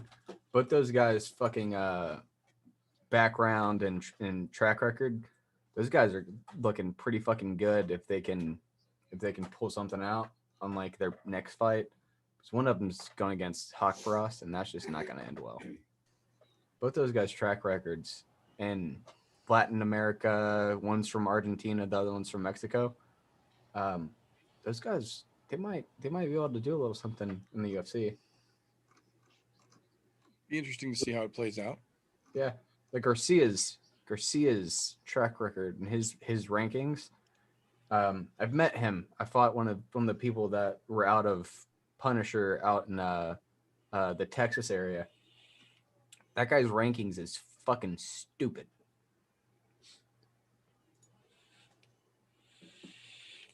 But we can continue with the show. Right on. I'm stoked to see how they play out. But that will bring us to our co-main event of the evening. The potatoes in the meat and potatoes portion of this meat and potatoes section of the show. Misha Cirkunov versus Ryan Spann. This is the fight that I am most excited to see on this card. The main event will be interesting for a couple of different reasons that we'll talk about in a little bit, but this is the fight that I am legitimately watching this card to see. Ryan Spann has showed us that he has got great fucking power and dog shit wrestling. The problem for him is that that's not an issue in the lower rankings at 205. But when you start getting into the legitimacy to the real fucking killers in the 205 division, that kind of game plan ain't gonna fucking carry you anymore. You have to be able to do everything to be at the top of 205. And Jan just showed that to Israel Adasanya the hard way last weekend. The even worse part about that for Ryan Spann is that the guy he's standing across the octagon against, Misha Cirkunov, can absolutely do everything from anywhere in that octagon. Yes, he's had a couple bumps in the road. Yes, he's had some shitty decisions.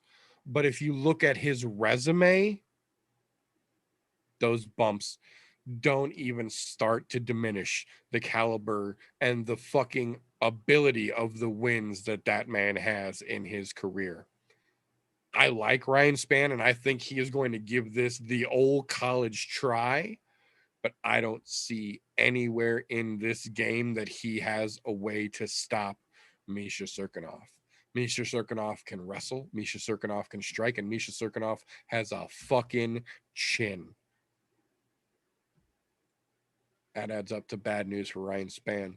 I wish him the best of luck, but I think Misha's going to fuck him up this weekend. I'm in agreement with that. However, they do have one opponent in common and one loss in common. Do you know who that loss is to? Please tell me. I know where you're going. Please tell me you know where I'm going with. I know where you're going with this. It's the fucking Walker, Johnny Walker. Now, this is the only kicker I throw on this, other than the fact that I think Cirkunov's going to win. So I agree 100% with what you've said about Spann. He does have some great fucking hands, but he is a fucking terrible wrestler. Both of these guys that lost to Walker, they both got knocked the fuck out. The only chance that Ryan Spann has here is if he can last longer than Cirkunov, because Cirkunov went out in 30-some seconds, whereas Ryan Spann went out in about 2.5 minutes versus Walker.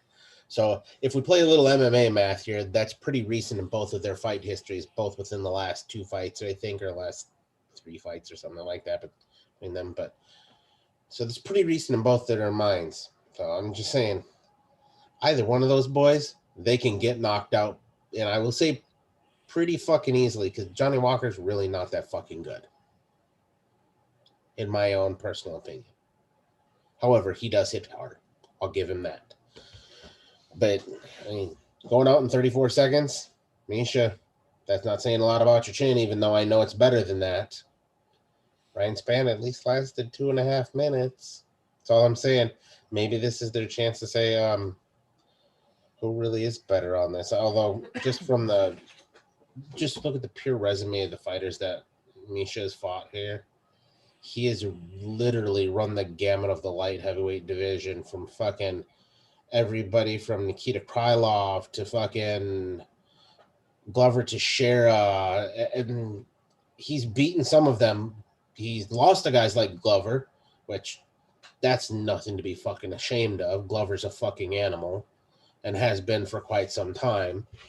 Spann, on the other hand, he doesn't have a great resume. He makes the soup cans look really bad, dents them even more than they already were. But now he's starting to come into playing with the big boys. I don't think that's going to work out well for him, especially not after getting knocked out by Johnny Walker. I think for both of them, that's the dirtiest blemish you can have on your fucking record is to that guy. Because he's really not that good, in my opinion. He just hits really fucking hard, and he's pretty quick for a light heavyweight. But there's a reason why he's not at the top of the pack. He's a shit fighter. But this definitely could go some very interesting ways between this. We're either going to see a knockout, or what I think is going to happen is I think Misha's going to get it to the ground and end up with a submission victory. I think you're on the money there as well. I think so too.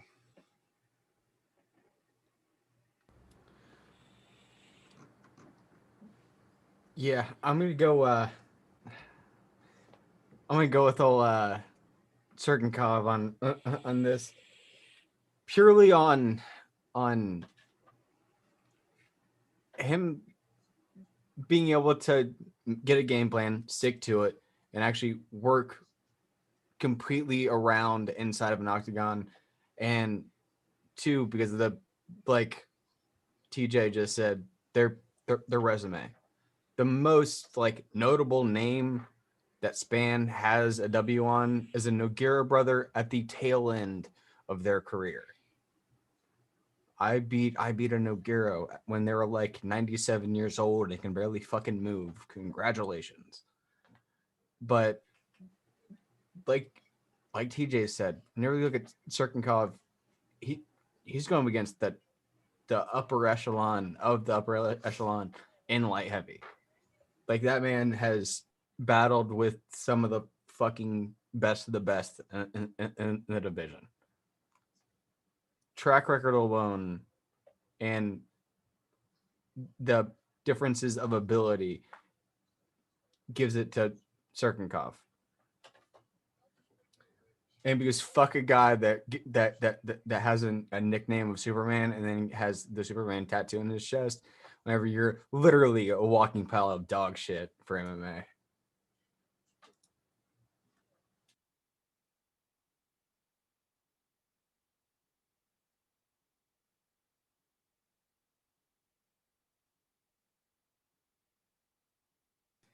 I agree completely. Just when you thought Brock Lesnar's giant penis sword was stupid, Ryan Spann says, "Hold my beer." But the good news, if you really want to call it that, is that will bring us to the main event of the evening, the meat and potatoes portion of this meat and potatoes segment in this meat and potatoes themed show, the namesake of the evening, the let's try it for a fourth time because the first three didn't work, main event of Leon Edwards versus Belal Muhammad.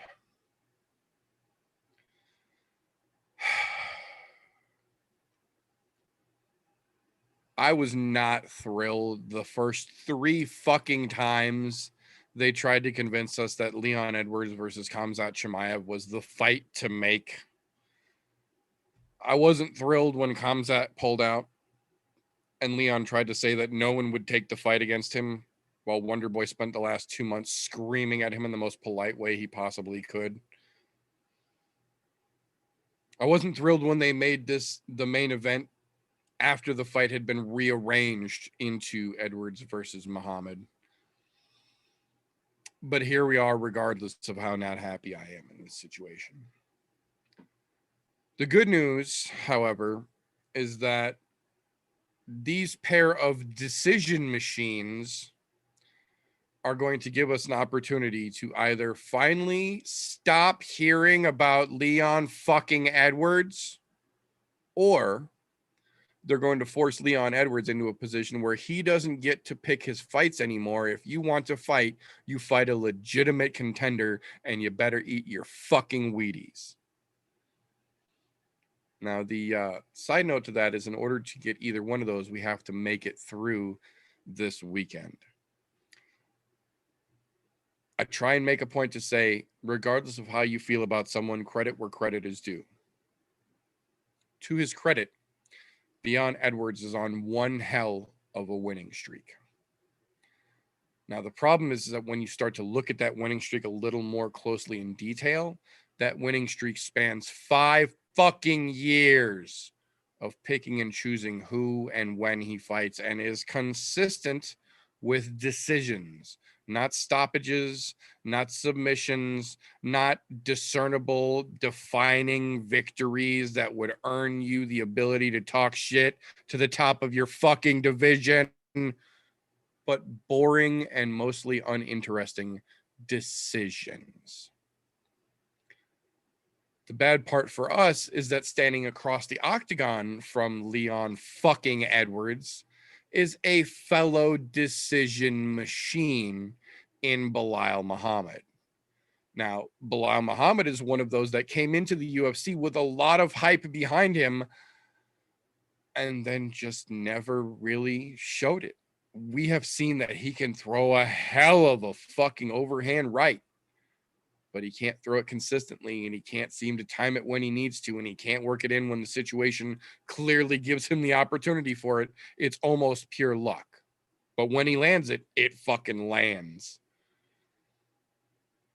I really don't think this fight is going to be nearly as exciting as the UFC is trying to build it up. I think this is going to be a situation where Leon Edwards is going to come out and try and spend the majority of his fight, or majority of the fight rather, on his bike, trying to stay away from Muhammad's power. And Muhammad is going to spend the majority of the fight chasing Leon Edwards because he doesn't have the fight IQ to cut the fucking octagon off and put that moron down. The good news is that one way or another, by midnight Saturday night, we'll be done hearing about both of these soup cans for at least a couple more weeks.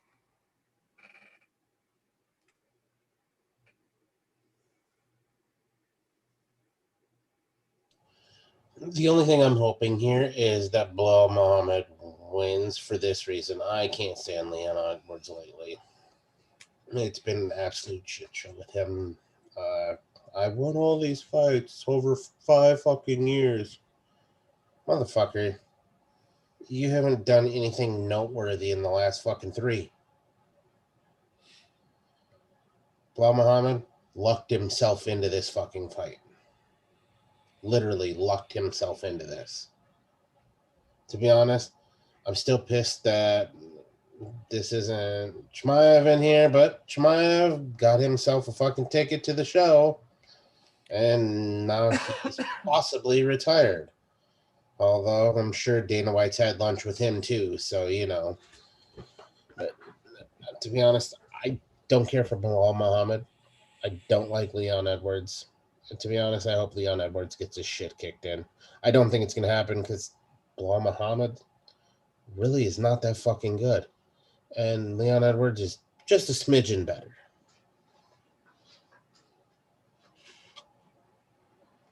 Shit fights all the way around.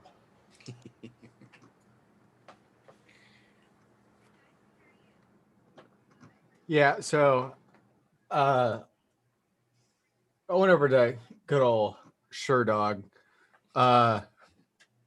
over Leon Edwards, 11 years of amateur, pro-am, and professional fights.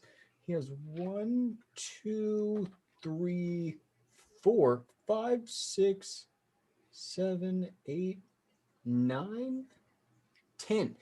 10 fights, not by stoppage. What's his record? 18-3. Yikes. Bilal Muhammad is no better than what that is. He has 7. I honestly hope Bilal Muhammad can pull something off. It sucks because he doesn't have his head trainer there because his coach got a ticket to the reunion. He got his refund. I hope and pray that he can do something. I hope and pray that Leon Edwards just doesn't fight, because that's been a thing as of late. Fuck Leon Edwards. Muhammad can be better than what he is. Actually give a shit about what you're doing, put forth effort, and be a half decent fighter. Other than that, I honestly don't really care about this fight. It's against 2 people I really don't like and don't have any care in.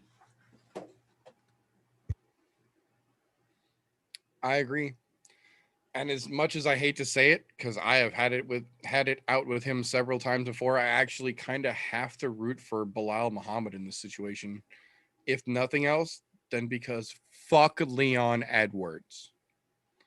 But that is all we have got for this particular episode here. So we are going to go ahead and call that all for now. Thank you, everyone, for tuning in to this latest episode of the I'm No Joe podcast. If you enjoy what we do around here, give us a thumbs up, subscribe, hit that notification bell down below so you don't miss a single episode. If you love what we do around here, share an episode with a friend. We're trying to grow this damn thing. The other side of that coin, if you hate what we're doing around here and we're just a couple of dipshits in front of webcams, give us a thumbs down because we earned it and we won't dispute it. That being said, before we do get out of here, I do want to take a moment to thank these fine gentlemen for taking time out of their evening to talk some shit and get into the shenanigans with us. So at this point, if someone wants some beard growing tips, how can they get a hold of you after the show, RJ? Like I've said time and time again, if you want beard growing tips, I'm not the guy. You can go over to TJ and ask him those questions because his beard is luxurious. Mine is sorry excuse. I like your honesty. Yeah. A for effort. I mean, I'm working on it. Okay, I'm working on it. It's a work in progress. I'm about 10 years out. But if you'd like to, you can come over to RJ MMA Official and tell me that TJ's in meters beard is far superior to mine, and I just need to stop it. But thank you for having me on. It's great, like always, to be on here. Appreciate your time, sir. Thank you very much for being here. And now with that being said, if at this point somebody hasn't been paying attention and they just are late to the fucking game, but they need to get their directions on where to get them damn cheese curds and how to find themselves safest to Kenosha to get themselves a sighting, how can they get a hold of you after the show, TJ? Wednesday nights right here on the YouTube's 9:30 Central Time. And also find me on the Instagrams. Shoot me a message. I'm glad to give you directions. Hell yeah. Thank you very much for your time. I always appreciate it, sir. That being said, we're going to call that all for this particular episode. So thank you to everyone tuned in, whether you are catching this on the all audio version over on anchor.fm/I'm No Joe, or you are catching this on the live video version on youtube.com/I'm No Joe. We appreciate you either way. We're going to call that all for this particular episode. So remember, folks, until next time, don't let ignorance stop you. You can root for anything unless you think 10 years is going to let that beard catch up. It can.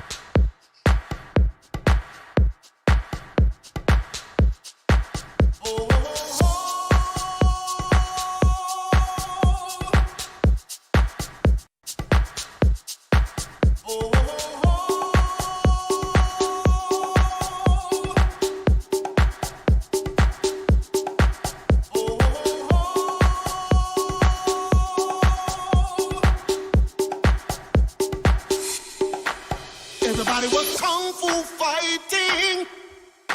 Those kids were fast as lightning. In fact, it was a little bit frightening. How do I say goodbye to what we had? The good times that made us laugh outweigh the bad.